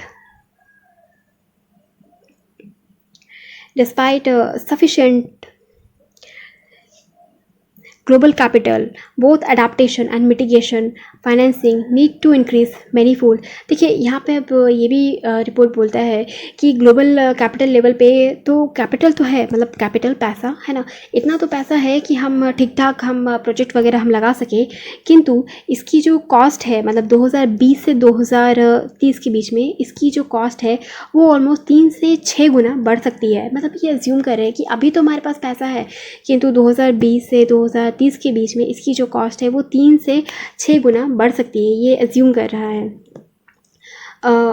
The report thus paints a picture of progress and innovation in the face of inadequate ambition, implementation, climate finance, investment despite the cost effectiveness of several responsive action. देखिए यहाँ पे इस line का मतलब हो गया basically हमारे पास अभी ह्यूमैनिटी के पास क्या है, मतलब बहुत सारी विजन्स है, हमारे पास टारगेट है कि हमें ये करना है, किंतु अभी भी इनएडिक्वेट एम्बिशन है, हम सही से गोल्स सेलेक्ट नहीं कर पाए हैं, है ना, कि कौन कितना रिस्पॉन्सिबिलिटी लेगा। सही से जो प्रोजेक्ट है, प्रोग्राम्स है, वो इम्प्लीमेंट अभी भी नहीं हो पा रहे हैं। क्लाइमेट फाइनेंस की दिक्कत है, इन्वेस्टमेंट की दिक्कत है कि कौन करेगा, कितना करेगा, इतना पैसा कहाँ से आएगा। ऑलराइट, तो इसकी वजह से क्या हो जा रहा है कि हमारे जो भी रिस्पॉन्स ऑप्शन है तो उसकी जो कॉस्ट है वो भी कम हो रही है, मतलब वो महंगी हो रही है ना, वो कॉस्ट इफेक्टिव नहीं है, बहुत ज़्यादा बर्डन पड़ जाएगा या तो इंडस्ट्री पे या तो सिटीजन्स पे।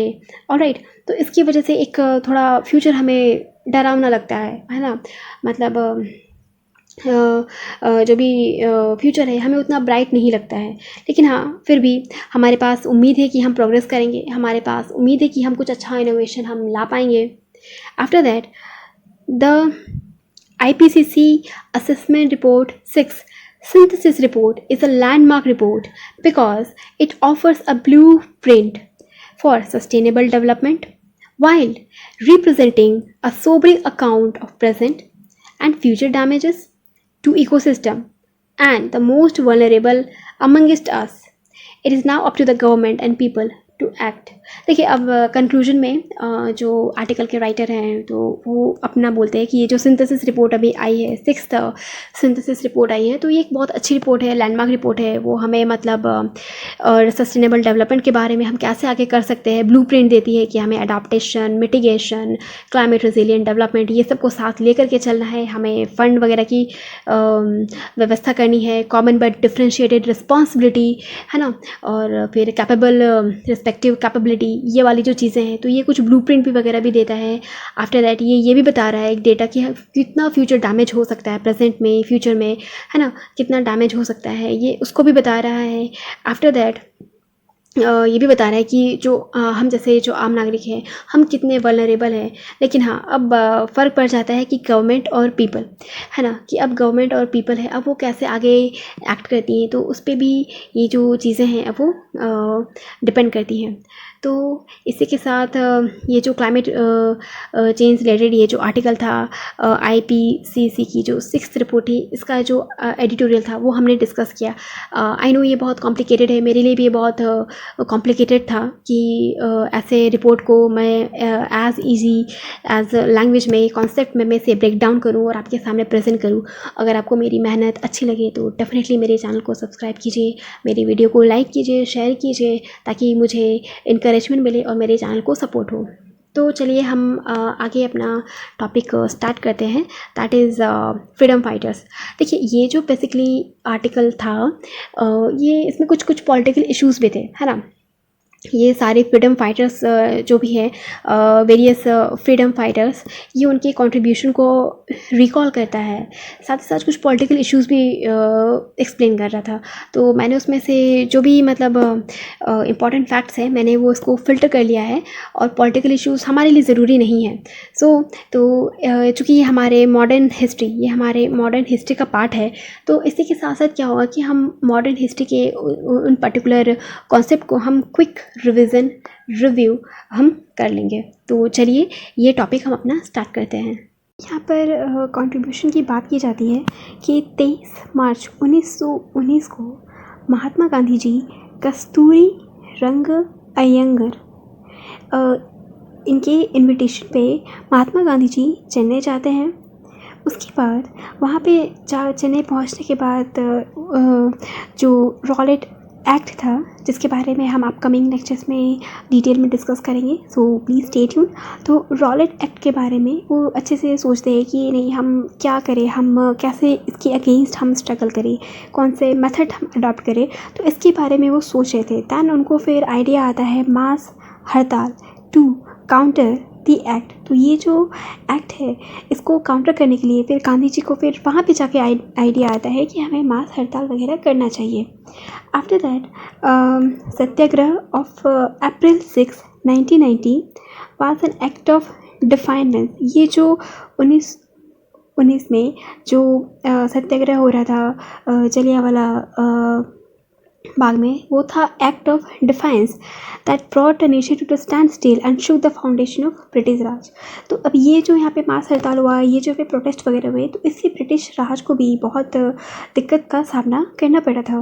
Many may still be unaware of this pivotal moment and importance in our history despite Gandhi ji describing it in his autobiography in the chapter of wonderful spectacle।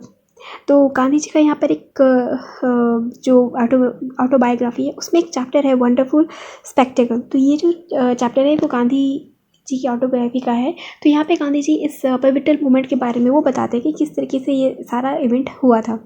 After that threads of selfless zeal, यहाँ पे selfless zeal की बात की जा रही है। Many such moments of indomitable courage, insurrection and sacrifice which have left their imprint on freedom struggle have never got their due। तो यहाँ पे जो उसमें आज़ादी के संघर्ष में एक स्पिरिट थी कि नहीं, हमें सैक्रिफाइस अगर करना भी पड़ेगा तो हम करेंगे।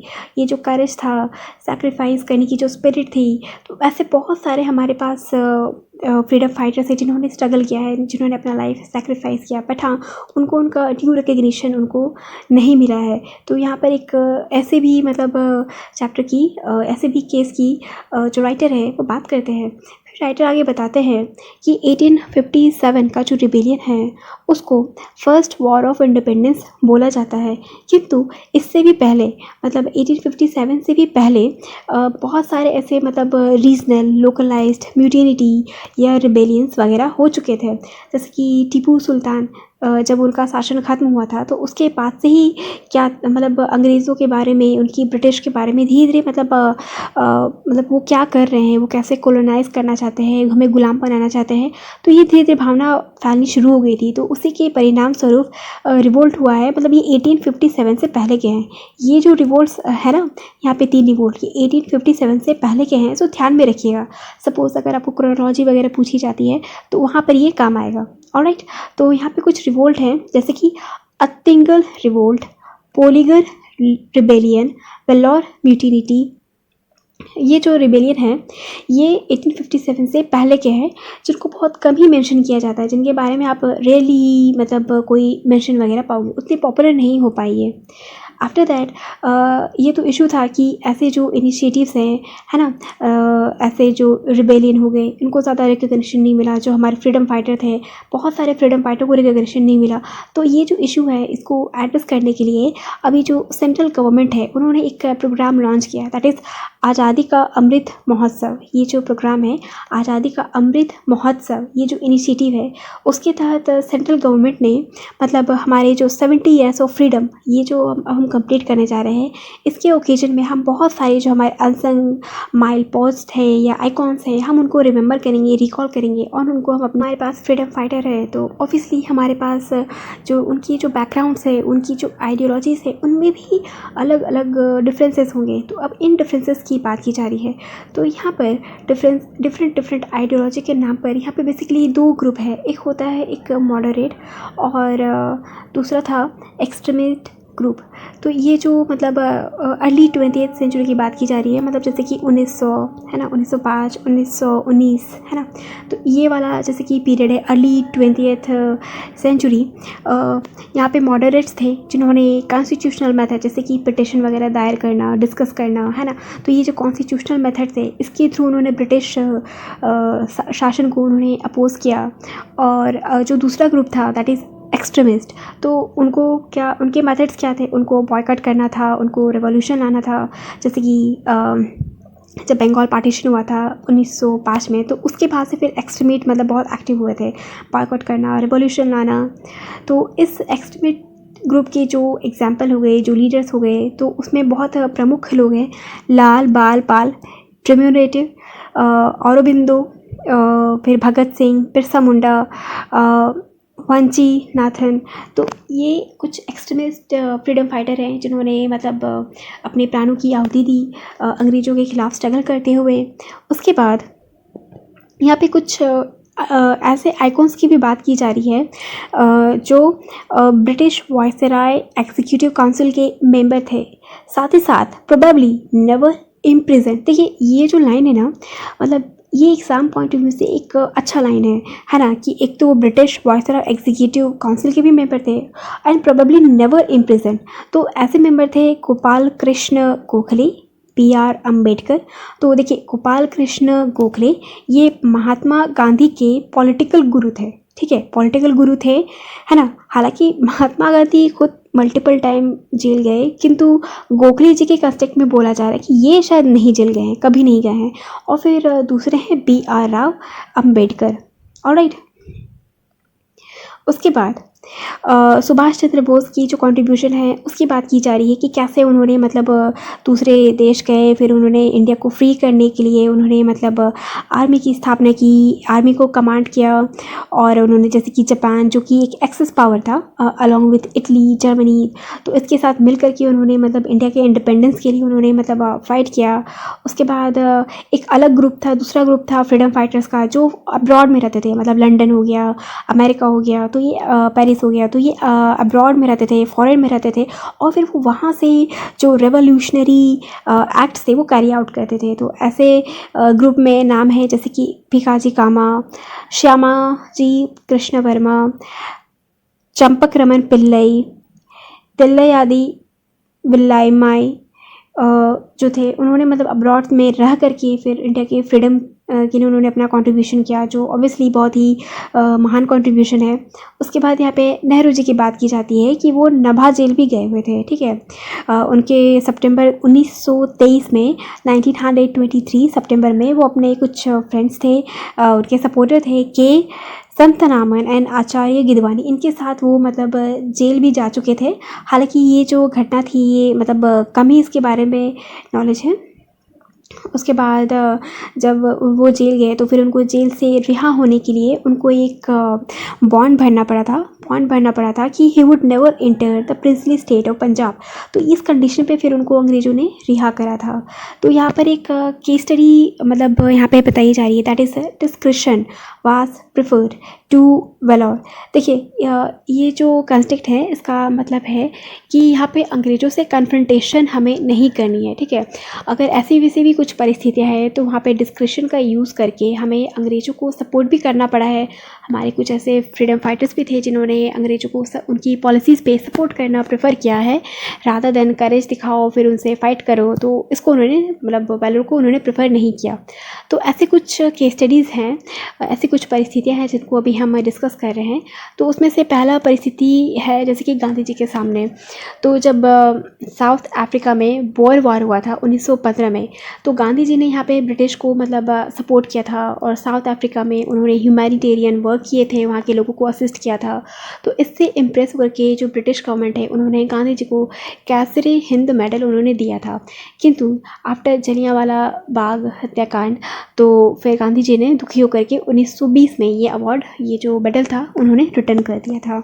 रविंद्रनाथ टैगोर जी ने भी नाइटहुड की उपाधि जो थी उन्होंने ब्रिटिश गवर्नमेंट को रिटर्न कर दी थी। उसके बाद अगला एग्जाम्पल है कि 1919 में जब मोंटागू चेम्सफोर्ड रिफॉर्म आया था, तो उसके बाद भी जो कांग्रेस के जो मॉडरेट फैक्शन थे उन्होंने भी इसको सपोर्ट किया था। मतलब उन्होंने देखा कि जलियांवाला बाग मैसाकर मतलब कैसा विभत्स होते जा रहा है, तो फिर उन्होंने भी ज़्यादा स्ट्रगल नहीं किया था और मोंटागू चेम्सफोर्ड रिफॉर्म को उन्होंने एक्सेप्ट कर लिया था। आफ्टर दैट 1942 में जब क्विट इंडिया मूवमेंट लागू हुआ था, लॉन्च हुआ था, तो एक फ्रीडम फाइटर है, दैट इज़ सी राजगोपालाचारी, वो इससे दूर रहे थे, है ना। उन्होंने क्विट इंडिया मूवमेंट में पार्टिसिपेट नहीं किया था, और उन्होंने बोला था कि उनका ओपिनियन था कि जो क्विट इंडिया मूवमेंट है वो इंडिया के बेस्ट इंटरेस्ट को सर्व नहीं कर पाएगा। तो ये कुछ लिस्ट थी जिसमें वेरियस फ्रीडम फाइटर्स के बारे और उनके कंट्रीब्यूशन को ब्रीफली मेंशन किया गया था।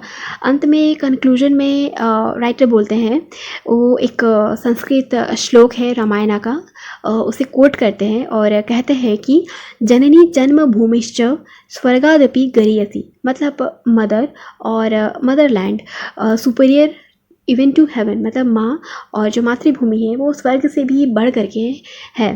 तो हालांकि आप भी जब ऐसे कोई भी आंसर राइटिंग करो या ऐसे लिखो, है ना, एथिक्स में या जीएस के पेपर में, तो ऑब्वियसली ये जो कोट है वसुधैव कुटुंबकम समथिंग लाइक दिस, तो ये ऐसे जो कोट्स होते हैं ना, तो ये आपको वैल्यू एडिशन में बहुत हेल्प करते हैं। तो आइए हम आगे बढ़ते हैं अपने अगले टॉपिक पे, दैट इज़ सेमीकंडक्टर्स। तो ये जो टॉपिक है सेमीकंडक्टर, ये हमारे इकोनॉमी, इंडस्ट्रियल जियोग्राफी के पॉइंट ऑफ व्यू से बहुत इम्पॉर्टेंट है। तो सबसे पहले ये जो सेमीकंडक्टर ये साइंस एंड टेक्नोलॉजी का एक इम्पॉर्टेंट हिस्सा है, किंतु मैं अभी इसको यहाँ पे डिस्कस नहीं करूँगी। मैं इसे अपने आने वाले अपकमिंग डिस्कशन वीडियो में डिस्कस करूँगी। अभी करूँगी तो फिर वीडियो बहुत लंबा हो जाएगा और आपको भी तकलीफ़ होगी। तो हम अपने पॉइंट ऑफ डिस्कशन पर आते हैं, दैट इज़ इसके इकोनॉमी और इंडस्ट्रियल ज्योग्राफी एस्पेक्ट को लेकर के। तो रिसेंटली इलेक्ट्रॉनिक्स सप्लाई चेन, ये जो टीवी होती है, टीवी हो गए, मोबाइल हो गए, कंप्यूटर, लैपटॉप, डेस्कटॉप, तो ये जो हमारा इलेक्ट्रॉनिक्स सप्लाई चेन है, इसको मजबूत करने के लिए भारत सरकार ने, यूनियन गवर्नमेंट ने परफॉर्मेंस लिंक्ड इंसेंटिव PLI इस स्कीम के अंतर्गत इलेक्ट्रॉनिक्स सेक्टर के लिए 1,645 करोड़ यानी कि 1,645 करोड़ रुपीज़ उन्होंने अलोकेट किए हैं। तो अभी इसका जो एक इलेक्ट्रॉनिक्स का एक की कंपोनेंट है, दैट इज़ सेमीकंडक्टर या इंटीग्रेटेड सर्किट, ठीक है। तो इसके लिए जो सेमीकंडक्टर है, अभी चूँकि बहुत रिसेंटली पॉपुलर हो गया है ना, डिजिटल टेक्नोलॉजी के बाद टच स्क्रीन, एंड्रॉयड, फिर एप्पल iOS, और फिर हर चीज़ इलेक्ट्रिक है, डिजिटल है, ऐप्स है ना, इलेक्ट्रिकल अप्लायंसेस हो गए या पर्सनल इलेक्ट्रॉनिक्स डिवाइसेस हो गए। तो यहाँ पे सेमीकंडक्टर और इंटीग्रेटेड सर्किट, इंटीग्रेटेड चिप्स वगैरह, है ना, तो इसका यूज़ अब बहुत ज़्यादा बढ़ गया है। तो इसका मतलब जो पूरा ग्लोबल सप्लाई चेन है ना, इसका जो ग्लोबल सप्लाई चेन है, तो इसका जो प्रोसेस है, मैन्युफैक्चरिंग प्रोसेस है, तो इसको हम बहुत अभी अच्छे से इसको हम अभी डिस्कस करने वाले हैं, और इसका जो इंडिया के लिए रिलेवेंस है हम उसको भी डिस्कस करने वाले हैं। तो सबसे पहले ये जो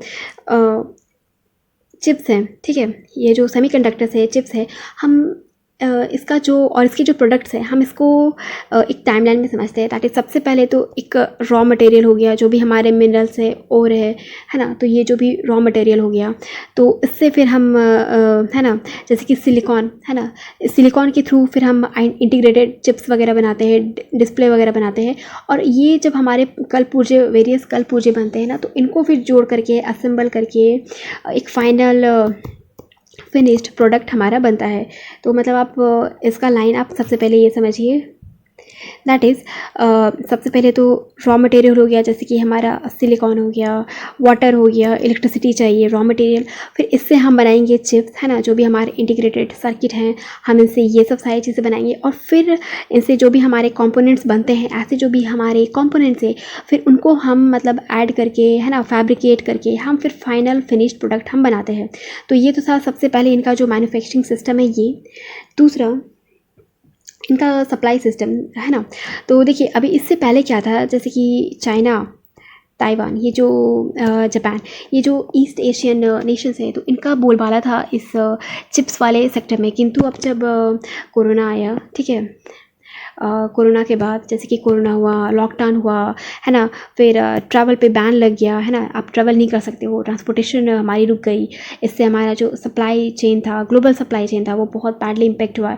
तो इसकी वजह से अब चूँकि चाइना चूँकि चिप्स वगैरह को सप्लाई करता था, तो इससे जो वर्ल्ड इकोनॉमी था जो इलेक्ट्रॉनिक्स के लिए, तो इस पर इसका नेगेटिव असर पड़ा, ठीक है, कंज्यूमर पे, इंडस्ट्री पे इसका बुरा असर पड़ा। तो ये देखते हुए अब बहुत सारे जो देश है, जैसे कि यूएस हो गए, है ना, इंडिया हो गए, और जो भी लाइक माइंडेड कंट्रीज़ है, अब वो चाहते हैं कि हम सेल्फ रिलायंट बने, ठीक है, चाहे वो चिप हो, है ना, इंटीग्रेटेड सर्किट हो, है ना, इलेक्ट्रॉनिक्स हो। तो ऐसे में अब हमें सेल्फ रिलायंट बनना है, हमें चाइना पे जो डिपेंडेंसी है अब हमें उसे ख़त्म करना है।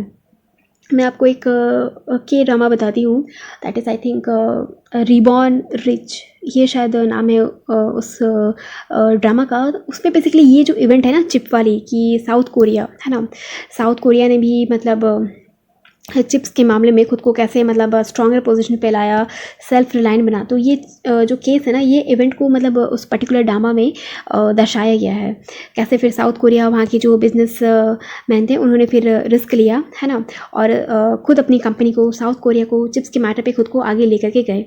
तो ये बेसिकली वही केस हो जाता है कि अब इंडिया ऐसा क्या करे, है ना, हम ऐसा क्या करें कि हम भी इंटीग्रेटेड सर्किट, चिप्स के मामले में, सेमीकंडक्टर्स के मामले में हम खुद भी सेल्फ रिलायंट बन सके। तो ये आर्टिकल।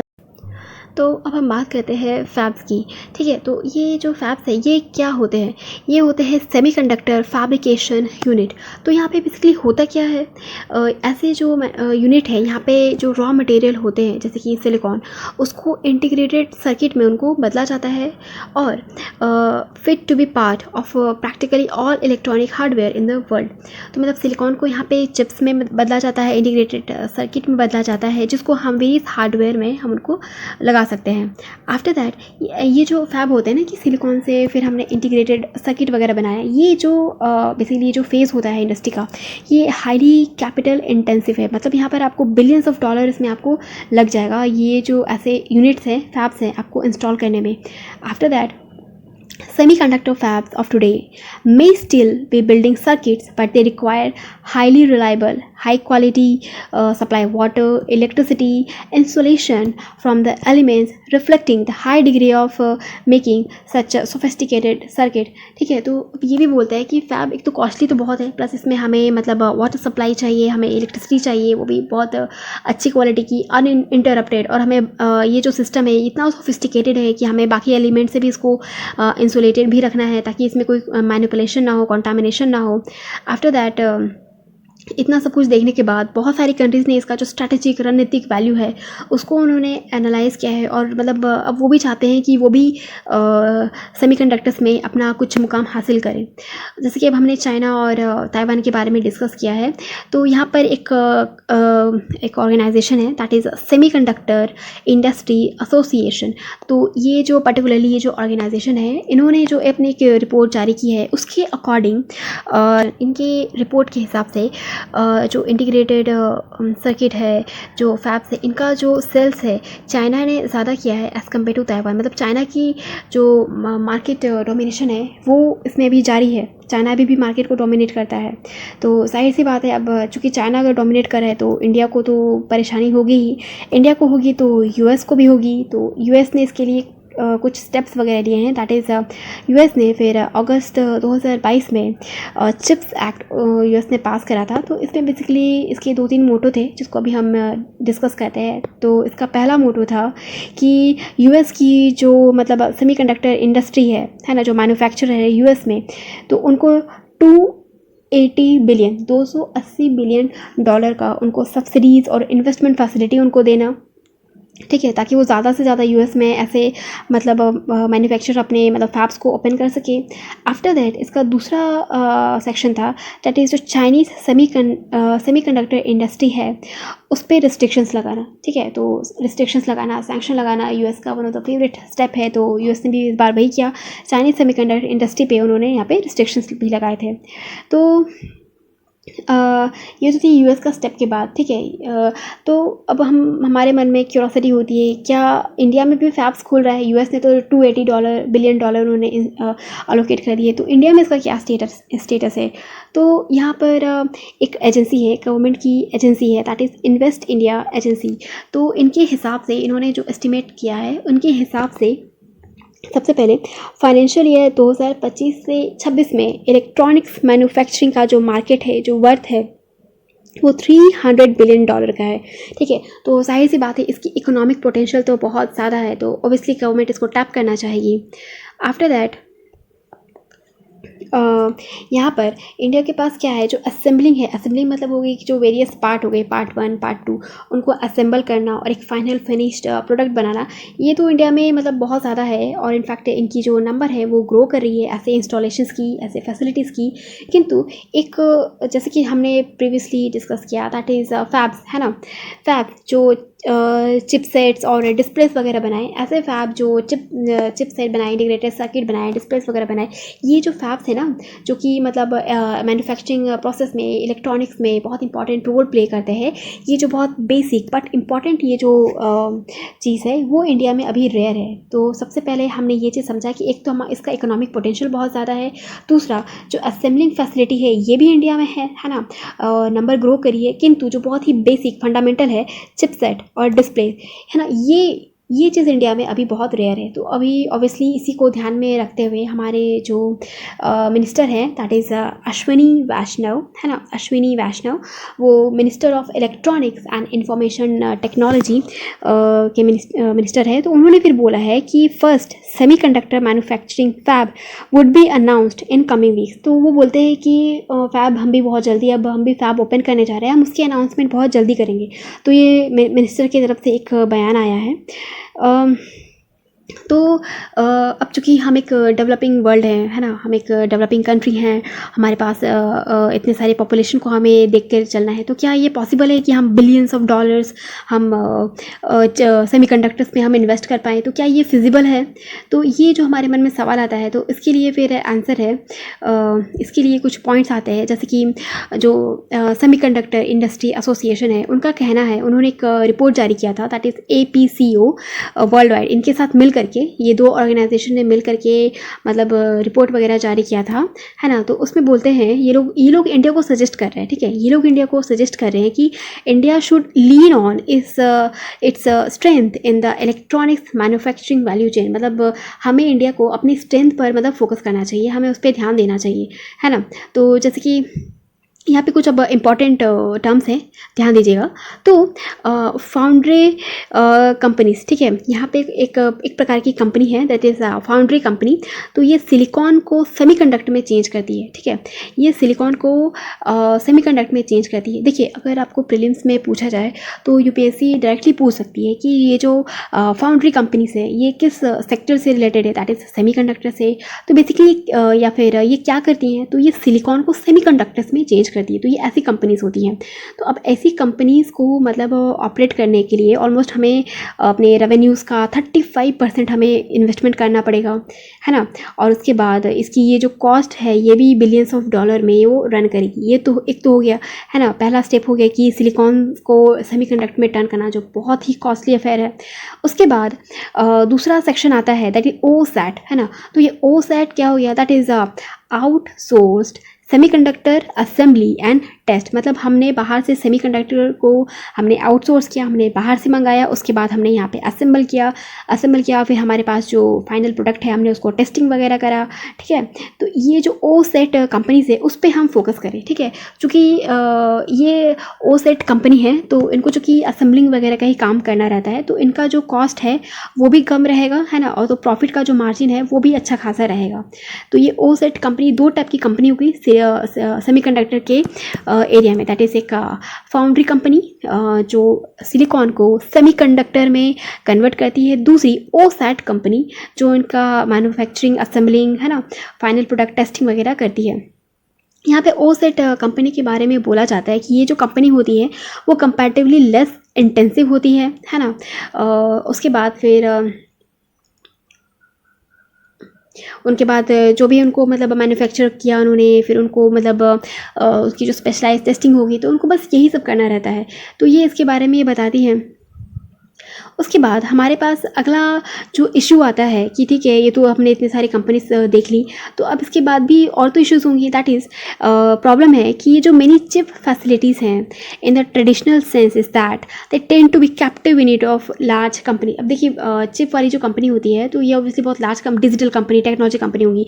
तो अब इनकी ये जो कंपनीज़ होती है ना, ऐसी कैप्टिव कंपनीज़ को हम समझते हैं कि कैप्टिव यूनिट्स क्या होती है। कैप्टिव यूनिट्स ऐसी चीज़ होती है जो एक तो दूसरे देश में है ना ऑफशोर लोकेटेड होती हैं, और जो कोई बड़ी कंपनी है ये उसकी पेरेंट कंपनी होती है ना, पेरेंट कंपनी होती है, और वो उसकी सारी चीज़ों को मतलब रेगुलेट करती है।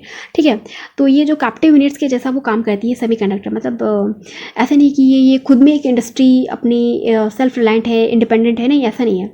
जैसे कि यहाँ पे एक एग्जाम्पल दिया जाता है फॉक्सकॉन का। ठीक है, तो फॉक्सकॉन क्या है, वो इसका हेडक्वार्टर ताइवान में है, और ये एक वर्ल्ड की लार्जेस्ट टेक्नोलॉजी बेस्ड कंपनी है फॉक्सकॉन, है ना, और वर्ल्ड की लार्जेस्ट टेक्नोलॉजी बेस्ड कंपनी है। तो चूँकि फॉक्सकॉन है तो उन्होंने इंडिया में भी अपने मतलब ब्रांचेस अपने ओपन किए हुए हैं, इंडिया में भी अपने ब्रांचेस ओपन किए हुए हैं। तो यहाँ पर ऐसा वो बोलते हैं, ठीक है, ऐसा वो बोलते हैं कि इससे बहुत सारे जॉब्स आएंगे इंडिया में, है ना, इंडिया में ढेर सारे इन्वेस्टमेंट आएंगे, इंडिया को बेनिफिट होगा। किंतु अब ये जो फॉक्सकॉन कंपनी वो बेसिकली वो करती क्या है, तो वो यहाँ पे एप्पल के डिवाइसेस को वो मतलब मैन्युफैक्चर करती है, उसको असेंबल करती है। तो मतलब वो एप्पल के लिए डेडिकेटेड है, पहला बात तो ये। दूसरा बात तो ये है कि इंडिया में एप्पल की उतनी ज़्यादा खपत नहीं है। मतलब अब इंडिया में तो अभी भी आप भी देखोगे एप्पल और उसके जो डिवाइसेस होते हैं it's a kind of luxury, है ना। बहुत सारे लोगों के लिए मतलब ये एक सपना ही है ना, जो करते हैं कि मैं तो किडनी वगैरह बेचनी पड़ेगी। तो ये जो पर्टिकुलरली फॉक्सकॉन कंपनी है ये बनाती भी है तो एप्पल की डिवाइसेस बनाती है जो बेयरली a fraction of handset sold in India, मतलब जिसमें मतलब इंडिया का कॉन्ट्रीब्यूशन बहुत कम है इसमें। ठीक है, तो इस तरीके से ये तो हुआ हमारे पास चैलेंजेस की बात कि मतलब इंडिया में मतलब एक तो बन भी रही है तो दूसरी कंपनी की, और उस पर से इंडिया में मतलब बिक्री भी इनकी कम हो रही है। तो अब इतने सारे चैलेंजेस के बाद क्या इंडिया के पास कोई अपॉर्चुनिटी है, क्या एडवांटेजेस है? तो ऑफकोर्स है, and obviously that is our demography, है ना। तो हमारे पास क्या है कि हमारे पास एक बहुत ही स्किल्ड लेबर है, ठीक है, स्किल अंडरस्टैंडिंग लेबर है ना। इनफैक्ट ये जो सेमीकंडक्टर है ना, इनकी जो डिज़ाइंस है, इंजीनियर है, तो ये जो इनका जो लार्ज पोर्शन है या तो वो इंडियन है या तो फिर वो इंडियन ओरिजिन पर्सन के द्वारा उनको मतलब बनाया जा रहा है। ठीक है, तो यहाँ पे इंडिया का अपना डेमोग्राफिक एज है यहाँ पे, ठीक है, कि इंडियन इंजीनियर्स इसको कंट्रोल कर रहे हैं। ठीक है, जैसे डिज़ाइन वगैरह बनाना, इंटेलेक्चुअल लेबर बनाना, तो ये इंडियंस के थ्रू ही कंट्रोल में है। दूसरा पॉइंट ये हो जाता है कि जैसे कि जो बड़ी कंपनीज हो गई चिप मेकिंग फर्म्स जैसे कि इंटेल, NVI, DIA, तो ये जो कंपनी जो भी इंडिया में वर्क करी है तो मतलब ये भी मतलब इंडियन वर्कर्स के साथ काम करने के लिए अडाप्टेड है ना, यूज टू है कि उनको मतलब इंडियन लोगों से काम करने में कोई दिक्कत तकलीफ नहीं है ना, वो आराम से इंडियन टैलेंट के साथ वो काम कर सकती है डिज़ाइन प्रॉब्लम पे। तो ये इंडिया के साथ हमारा चूँकि यहाँ पे डेमोग्राफिक इशूज़ है, तो क्या चाइना के पास नहीं है ना। तो चाइना के पास अब ऐसा हो रहा है कि उनके पास मतलब एक तो यूएस की तरफ से जो बार बार सैंक्शंस लग रहे हैं, दूसरा चाइना की एजिंग पॉपुलेशन भी मतलब दिक्कत कर रही है। अब जाहिर सी बात है, एजिंग पॉपुलेशन है, हाई सैलरी वगैरह है ना, तो अब उनके पास चूँकि मतलब हाई कैलिबर टैलेंट की भी मतलब उनको धीरे धीरे कमी होगी। तो इससे चाइना जो सोचता है ना कि हम मतलब सेमीकंडक्टर इंडस्ट्री में हम डोमिनेट करेंगे, है ना, हम उनको मतलब उसके लीडर बनेंगे। तो चाइना के लिए ये दिक्कत है ना, because of these factors China के लिए सेमीकंडक्टर इंडस्ट्री में लीड करना ये भी उसके लिए एक बहुत बड़ा चैलेंज है। तो अब उसके बाद हमारे मतलब मन में जहन आता है कि अब आगे क्या है ना, व्हाट नेक्स्ट है।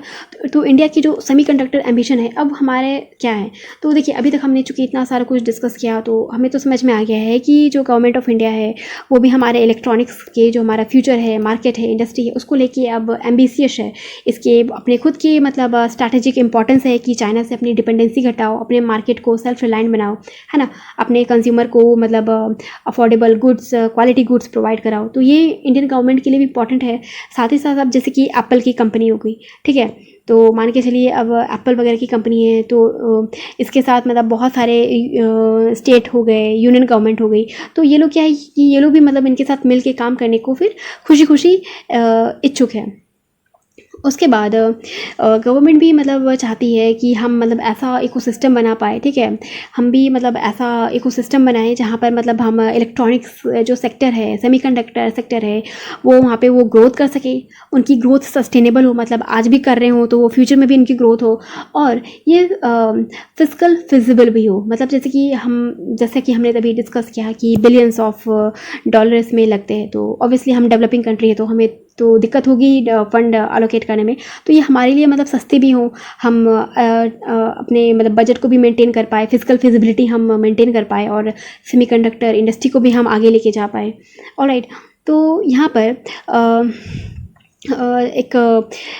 इसकी जो मतलब फिजिबिलिटी वगैरह को लेकर के है ना, ग्लोबल सप्लाई चेन को लेकर के एक इनिशिएटिव है जिसके बारे में minister of state for electronics and information technology Rajeev Chandrasekhar ji ये कहते हैं कि रायसेना डायलॉग जब हुआ था तो उन्होंने इस इशू को मतलब डिस्कस किया था, जो भी लाइक माइंडेड कंपनी है सेमीकंडक्टर इंडस्ट्री में, तो उन्होंने फिर इसके साथ इसकी अवेलेबिलिटी को लेकर के, इलेक्ट्रॉनिक्स वैल्यू चेन को लेकर के फिर उन्होंने मतलब डिस्कस वगैरह की थी।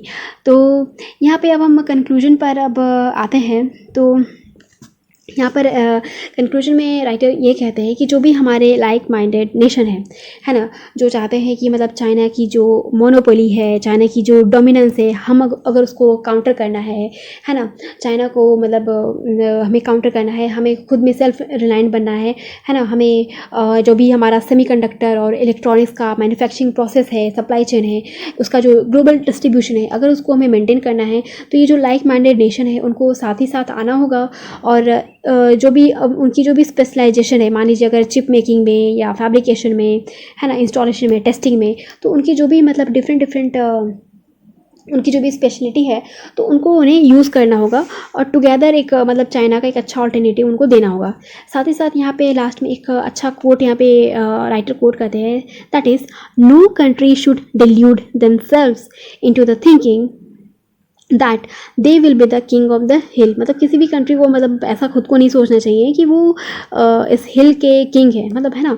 तो ऐसा करके मतलब ये अगेंस्ट मोनोपोली है, अगेंस्ट एंटी मार्केटिंग प्रैक्टिसेस है, तो उसके अगेंस्ट है। तो ये अच्छा कोट है, आप भी कोट कर सकते हो। सो इसी के साथ ये जो पर्टिकुलर सेमीकंडक्टर वाला इशू है, इसकी जो इकोनॉमी है, जो ज्योग्राफी है, पॉलिसी है ना, हमने इसको अभी यहाँ पे डिस्कस किया। तो अब हम आगे बढ़ते हैं अपने नेक्स्ट टॉपिक पे। आगे बढ़ने से पहले अगर आपने अभी तक मेरे चैनल को सब्सक्राइब नहीं किया है तो मेरे चैनल को सब्सक्राइब करें और मेरे वीडियो को लाइक शेयर करें, और मैंने इतना आपके लिए मेहनत किया है तो ऑब्वियसली आप मुझे डेफिनेटली सपोर्ट करें। तो चलिए हम अपना अगला टॉपिक स्टार्ट करते हैं।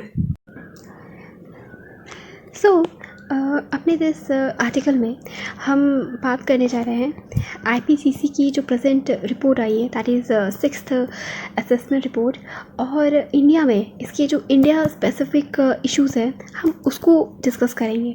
ऑलराइट, तो जैसे कि हमने प्रीवियसली जस्ट हमने डिस्कस किया कि 20 मार्च को आईपीसीसी की 6th सिंथेसिस रिपोर्ट आई है, और ये जो आईपीसीसी है ये यूनाइटेड नेशन की एक एक्सपर्ट बॉडी है, और मतलब इन्होंने अपने अपने कुछ रिपोर्ट्स में अपने जो फैक्ट्स बताए हैं, जो सजेशन दी है। और इंडिया में जैसे कि काम्पा है ना, इंडिया में हमारे पास जो एक वेरियस लॉज है, स्कीम्स है, इंस्टीट्यूशन है, काम्पा फंड, तो इसके क्या रिपरकशंस है, तो ये बेसिकली उसको एनालाइज करता है। तो ये तो था आईपीसीसी के बारे में। उसके बाद यहाँ पर ये जो आईपीसीसी की रिपोर्ट है वो ऐसा कहती है, उसकी लैंग्वेज इतनी कॉम्प्लिकेटेड है कि मेरा भी दिमाग घूम गया। तो ये कहती है कि not degrading existing ecosystem in the first place will do more lower the impact of the climate crisis than restoring ecosystem that have been destroyed. तो ऑब्वियसली ये बहुत कॉम्प्लिकेटेड सा स्टेटमेंट है, बट इसका लिटरल मीनिंग ये है, आसान शब्दों में कहे तो जो हमारा ओरिजिनल इकोसिस्टम है, जैसे कि जो ओरिजिनल हमारे जंगल है, नदी है ना, तो उस इकोसिस्टम को प्रिजर्व करना ज़्यादा बेहतर है एज़ कम्पेयर टू कि हम क्लाइमेट क्राइसिस को हम लो करने के लिए हम अगर कुछ मिटिगेशन स्टेप ले या उसको वापस से जैसे कि मान लीजिए फॉरेस्ट है तो उसको पहले हमने माइनिंग के लिए नष्ट कर दिया, फिर बाद में हम प्लांटेशन कर रहे हैं, अफॉरेस्टेशन कर रहे हैं, उसको रिस्टोर करने की कोशिश कर रहे हैं, तो वो कम बेनिफिट है ना। मतलब ओरिजिनल जो इकोसिस्टम है वो ज़्यादा बेहतर है एज़ कम्पेयर टू रीस्टोर करना, ये जो प्रोसेस है उसके कंपैरिजन में। तो आई थिंक ये आपको ये लाइन क्लियर होगा। सो यहाँ पे जो इंडिया के केस में इशू हो रहा है कि अफॉरेस्टेशन है ना। अफॉरेस्टेशन का मतलब होता है कि मान लीजिए कोई हिली एरिया है, फॉरेस्ट एरिया है, वहाँ पर अगर कोई भी डेवलपमेंटल एक्टिविटीज़ करनी है, माइनिंग करनी है, रोड बनाना है, इंफ्रास्ट्रक्चर बनाना है, तो वहाँ पे लैंड क्लियर करना पड़ेगा, है ना। वहाँ पर मतलब फॉरेस्ट को क्लियर करना पड़ेगा, है ना। एग्रीकल्चर लैंड है तो उसको हटाना पड़ेगा। तो इससे क्या होगा कि हमारा जो ग्रीन कवर है ना, जो पेड़ पौधे हैं हमारा, उसका लॉस होगा। तो अब ये जो हमें लॉस हुआ है ना, इसको मतलब कंपनसेट करने के लिए वो कहीं किसी और दूर जगह पे, है ना, किसी और जगह पे, हो सकता है वो और दूर हो सकता है वो किसी और शहर या किसी और राज्य में हो, है ना। तो वहाँ पे उन्होंने क्या किया है, कुछ ज़मीन वगैरह देख के वहाँ पे उन्होंने फिर कुछ प्लांट्स लगा दिए, है ना। और ये प्लांट्स भी कैसे होते हैं, ये मतलब सिंगल स्पीशीज़ होते हैं, है ना। इनमें ज़्यादा डाइवर्सिटी नहीं होती, जैसे यूकेलिप्टस हो गया वगैरह, है ना। तो ऐसे उन्होंने प्लांट्स लगा दिए, है ना, कमर्शियल प्लांटेशन टाइप। तो अब क्या हो रहा है, इसकी वजह से ये जो अफॉरेस्टेशन है ये भी मतलब एक डिबेट का इशू बन रहा है, ठीक है। तो अफॉरेस्टेशन मतलब इतना अब पॉपुलर क्यों हो रहा है? देखिए, अफॉरेस्टेशन का ना ऑलमोस्ट तीन स्ट्रॉन्ग इंस्टीट्यूशन का बैकअप है, ठीक है, सपोर्ट है। तो सबसे पहले हो गया कि जैसे कि इंडिया ने मतलब यूनाइटेड नेशन क्लाइमेट कमिटमेंट, है ना, इसके अंडर में इंडिया ने मतलब अपनी प्रॉमिस करी है, क्या क्या प्रॉमिस करी है कि इंडिया जो है वो एडिशनल क्यूमुलेटिव कार्बन सिंक बनाएगा, ठीक है। 2.5 से 3 गीगाटन कार्बन डाइऑक्साइड इक्विवेलेंट, है ना। तो ये जो है मतलब एडिशनल फॉरेस्ट लगाएगा, ट्री कवर लगाएगा, है ना। और जैसे कि एडिशनल फॉरेस्ट लगाया, ट्री कवर लगाया, और 2030 तक में इंडिया 2.5 से 3 गीगाटन जो कार्बन डाइऑक्साइड इक्विवेलेंट मतलब इतना का जो वो फॉरेस्ट कार्बन सिंक है वो उसको मतलब बिल्डअप करेगा, ठीक है। तो कार्बन सिंक मतलब हो गया कि जो प्लांट्स होते हैं ना वो कार्बन डाइऑक्साइड को वो एब्जॉर्ब करते हैं, है ना। लीव्स होती हैं तो वो फोटोसिंथेसिस करती हैं, प्लस उनके जो तने होते हैं, है ना, वहाँ पे कार्बन डाइऑक्साइड स्टोर रहता है ना, सीक्वेंस्ट्रेशन, ठीक है। दैट इज़ कार्बन सीक्वेंस्ट्रेशन, ठीक है। तो ये जो प्रोसेस है इसके लिए इंडिया ने एक तो मतलब ये जो कमिटमेंट की है यूनाइटेड नेशन में, दूसरा इंडिया ने एक बॉडी फॉर्मुलेट की है ना, दैट इज़ काम्पा, है ना। इसका फुल फॉर्म है compensatory afforestation fund management and planning authority. तो ये जो बॉडी है इसको बेसिकली जो हमारे इन्वायरमेंट मिनिस्टर है वो चेयर करते हैं, है ना। तो ये एक इम्पॉर्टेंट फैक्ट हो सकता है कि जो काम्पा है इसको पीएम हेड करते हैं या chief justice of India head करते हैं, या कौन ऐसे अथॉरिटीज़ को हेड करती है। तो इसको जो इन्वायरमेंट मिनिस्टर है वो इसे हेड करते हैं काम्पा को।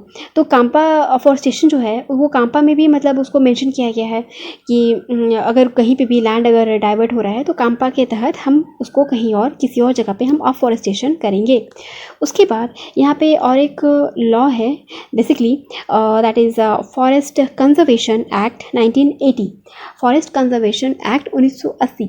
तो ये जो लॉ है ये भी मतलब सपोर्ट करता है, ये लॉ भी यही कहता है कि मान के चलिए कि अगर किसी लैंड को डेवलपमेंटल वर्क के लिए डाइवर्ट किया जा रहा है तो उससे जो भी ट्री की लॉस होगी, है ना, तो या जो हमारे वेजिटेशन कवर की जो लॉस होगी हम उसको मतलब कहीं और हम अफॉरेस्टेशन करेंगे, हम कहीं और ट्री प्लांटेशन करेंगे।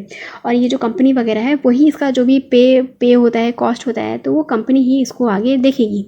उसके बाद जब ये प्रोसेस हो जाएगा तो ये जो अफॉरेस्टेशन वाला जो प्रोसेस है ना, तो ये किसके अंदर आएगा, दैट इज उसके बाद जब ये सारा कुछ लैंड वगैरह डिसाइड वगैरह हो जाएगा, है ना, लैंड वैल्यू पे कर दिया जाएगा, अफॉरेस्टेशन का एक्सरसाइज वगैरह होगा, ये जो जब इम्प्लीमेंट होगा तो इसके बाद जो फॉरेस्ट डिपार्टमेंट है, जो रेस्पेक्टिव फॉरेस्ट डिपार्टमेंट है वो फिर इसकी मतलब टेक केयर करेगा, है ना। फॉरेस्ट डिपार्टमेंट के अंदर ये चला जाएगा। यहाँ पर काम्पा अब डिबेट का इशू बन रहा है। क्यों? एक तो सबसे पहले बात इसमें मतलब 2019 तक में इसके पास अच्छा खासा फंड है, यानी कि 47,000 करोड़, यानी कि 47,000 करोड़ इसके पास अच्छा खासा अमाउंट है। दूसरा ये ना मतलब एक रॉन्ग प्रैक्टिस को इनकरेज कर रहा है, जैसे कि हमने अभी डिस्कस किया, हम अभी डिस्कस कर रहे हैं कि जो ऑलरेडी जो एक नेचुरल इकोसिस्टम है, पहले तो आप उसको बनाए इकोसिस्टम को आप फिर डिस्ट्रॉय कर दो, उसके बाद फिर आप किसी दूसरे बहुत दूर फार अवे प्लेसेस में फिर आप कुछ सिंगल स्पीशीज़ प्लांट्स वगैरह आप प्लांट कर दो, तो ये एक रॉन्ग प्रैक्टिस है। तो क्यों रॉन्ग प्रैक्टिस है, क्या रीज़न है ना? तो इसका रीज़न ये है कि जो नेचुरल इकोसिस्टम है ये ज़्यादा मैटर करता है, इसका अपना ही महत्व है ना? मान के चलिए हम दो इकोसिस्टम को लेते हैं, दैट इज़ इकोसिस्टम 1, इकोसिस्टम 2।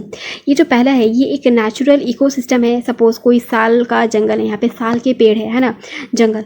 तो और साल के जंगल बेसिकली सेंट्रल इंडिया है ना, झारखंड, एमपी वगैरह, तो यहाँ पे ज़्यादातर पाए जाते हैं। तो देखिए ये जो साल का जो जंगल है इसका खुद का अपना एक इकोसिस्टम होगा, सॉइल हो गया, रेनफॉल हो गया, टेम्परेचर हो गया, यहाँ खुद की इनकी स्पेशल बायोडाइवर्सिटी होगी, और कार्बन सीक्वेंस्ट्रेशन का जो कैपेसिटी है इनका इंडिविजुअल कैपेसिटी होगा, ठीक है, ये पूरे इकोसिस्टम का। किंतु मान के चलिए हरियाणा में इनको जगह मिलता है, तो हरियाणा में अगर वो कुछ सिंगल स्पीशीज़ अगर कुछ प्लांट अगर लगा भी दे रहे हैं अफॉरेस्टेशन के नाम पे, तो मतलब ठीक है, इनकी जो बायोडाइवर्सिटी वैल्यू है वो उतनी ज़्यादा नहीं रहेगी, है ना, उतनी ज़्यादा वैल्यू नहीं रहेगी। इसमें फ़र्क रहता है। क्यों? क्योंकि एक तो बायोडाइवर्सिटी ज़्यादा नहीं रहेगी, दूसरा जो नेचुरल फॉरेस्ट होते हैं, है ना, वो लोकल पीपल को लिवलीहुड देते हैं, है ना, कि जैसे कि फायरवुड हो गया, या फिर जैसे कि केंदू लीव्स हो गया, या फिर बीडी लीव्स हो गया, है ना, हनी कलेक्शन। तो जो नेचुरल फॉरेस्ट होते हैं ना वो लोकल लोगों को लिवलीहुड देते हैं। वो हाइड्रोलॉजिकल सर्विसेज जैसे कि रेनफॉल हो गया, रिवर्स हो गया, तो ये उस सिस्टम को रेगुलेट करते हैं, कार्बन को सिक्वेंस्ट्रेट करते हैं। किंतु ये जो अफॉरेस्टेटेड और प्लांटेशन वाले एरिया है वो इतना कर पाने में असमर्थ है। यहाँ पर एक लॉजिक दिया जाता है कि तब हम अफॉरेस्टेशन को, है ना, हम अफॉरेस्टेशन को क्यों हम पिक करते हैं, तो यहाँ पे अफॉरेस्टेशन के लिए मतलब ऐसा माना जाता है कि वो बहुत जल्दी ग्रो करते हैं, ठीक है, अगर उनको सूटेबल इन्वायरमेंट वगैरह दिया जाता है, टेक केयर किया जाता है, तो ऐसे जो अफॉरेस्टेड वाले जो फॉरेस्ट होते हैं ना वो बहुत जल्दी ग्रो करते हैं। किंतु जो इनकी जिस पर्पज़ से हम कर रहे हैं ना, दैट इज़ कार्बन सीक्वेंस्ट्रेशन, है ना, तो ये जो पर्पज़ है इसको अचीव करने में उनको अच्छा खासा टाइम लगता है ना, क्योंकि ऑब्वियसली उनके पास लैक ऑफ बायोडाइवर्सिटी है ना, वो एक different ecosystem, different hydrological system में वो बन रहे हैं। दैट्स वाई उनकी जो एफिशिएंसी है वो कम होती है, ये उनकी डिमेरिट है, सेटबैक है वहाँ पे। उसके बाद जो ये जो रिपोर्ट है ना, आईपीसीसी की ये जो रिपोर्ट है, इतने सारे प्रॉब्लम्स को देखते हुए वो भी ये चीज़ एक्सेप्ट करती है कि हमें टेक्नोलॉजीज़ का यूज़ करना चाहिए, है ना, हमें रिन्यूएबल एनर्जी का भी यूज़ करना चाहिए, है ना, ताकि हम क्लाइमेट चेंज से कॉम्बैट कर सकें, हम अपने एनर्जी नीड को फुलफिल कर सकें। किंतु हमें नेचुरल इकोसिस्टम के कॉस्ट पे नहीं करनी चाहिए, हमें नेचुरल इकोसिस्टम को प्रिजर्व करना चाहिए। तो यहाँ पे फिर बोला जाता है कि अब रिन्यूएबल एनर्जी का इसमें मतलब क्या रिलेशन है ना, नेचुरल इकोसिस्टम हो गया, कार्बन सिक्वेंस्ट्रेशन हो गया, तो अब इसमें क्या आपस में को रिलेशन है। तो सबसे पहला बात है कि आईपीसीसी जो है वो ये उनकी अकॉर्डिंग, उनकी रिपोर्ट के अकॉर्डिंग, जैसे कि सोलर पावर जो है ना, ये तो सबसे ज़्यादा पोटेंशियल है ना, जैसे कि हमारा अभी जो भी क्लाइमेट चेंज है, ग्लोबल वार्मिंग है, तो इसको मिटिगेट करने के लिए जो सोलर एनर्जी है इसकी सबसे ज़्यादा पोटेंशियल है। आफ्टर दैट तीसरे में आता है विंड। तो ये दो आईपीसीसी के फेवरेट मतलब मिटिगेशन एक्शन है। किंतु इंडिया में अब क्या हो रहा है, इसके जो साइड इफ़ेक्ट्स हैं, इंडिया में इसके साइड इफ़ेक्ट्स देखने को मिल रहे हैं, इंडिया में इसका अपोजिशन हो रहा है। क्यों? क्योंकि इंडिया में अब जो भी बहुत सारे जो सोलर पार्क बन रहे हैं, खुल रहे हैं, तो ऑब्वियसली उनके लिए उनको लैंड चाहिए, है ना, उनको वाटर रिसोर्सेज चाहिए। तो इससे जो लोकल पीपल हैं उनको मतलब लैंड की कमी हो जा रही है। मान लीजिए अगर उनको एग्रीकल्चर करना है, खेती बाड़ी करना है, या उसमें कुछ अपना काम धंधा करना है, अपना जो भी कॉटेज इंडस्ट्री अगर उनको करना है, तो जो लोकल पीपल है उनको तो एक तो ज़मीन की कमी हो रही है, दूसरा ये जो है जो उनका जो लोकल वाटर कंजम्पशन है, सोलर फार्म उनको भी मतलब कंज्यूम कर रहे हैं, उनका जो लोकल वाटर कंजम्पशन है वो भी डाइवर्ट हो रहा है, तो लोकल पीपल को कमी हो रही है। तो इससे सोलर एनर्जी का ये एक डिमेरिट है ना, सोलर एनर्जी का ये एक डिमेरिट है। आप इसको अपने जीएस पेपर में भी आप इसको कोट कर सकते हो। ऑलराइट, उसके बाद विंड एनर्जी के साथ क्या इशू है। अब विंड एनर्जी के साथ ऐसा इशूज़ हो रहा है कि वेस्टर्न घाट में, है ना, वेस्टर्न घाट में जब विंड फार्म्स वगैरह लगाए गए, है ना, विंड फार्म वगैरह लगाए गए, तो वहाँ पे जो प्रीडेटरी बर्ड्स हैं, है ना, ऐसे पक्षी जो दूसरे कीड़े मकोड़े, है ना, या छोटे जीवों पे जो मतलब भक्षण करती हैं, जो उनका आहार करती हैं, तो ऐसे जो प्रीडेटरी शिकारी पक्षी होते हैं उनकी संख्या में कमी पाई गई, है ना। एक स्टडी हुई है 2018 में, एक स्टडी पब्लिश हुई है, दैट इज़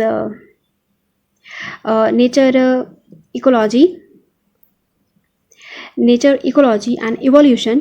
इन्होंने इस चीज़ को फिर हाईलाइट किया कि देखिए वेस्टर्न घाट में अब जो पक्षी है उनकी कमी हो रही है, और वहाँ पे जो मतलब लिजार्ड वगैरह हैं उनकी जो डेंसिटी है वो अब ज़्यादा हो रही है, ठीक है, क्योंकि जो प्रेडेटरी पक्षी थी फिर वो लिजार्ड वगैरह को खा जाती थी, तो इससे इनकी जो पॉपुलेशन है वो कंट्रोल में रहती थी।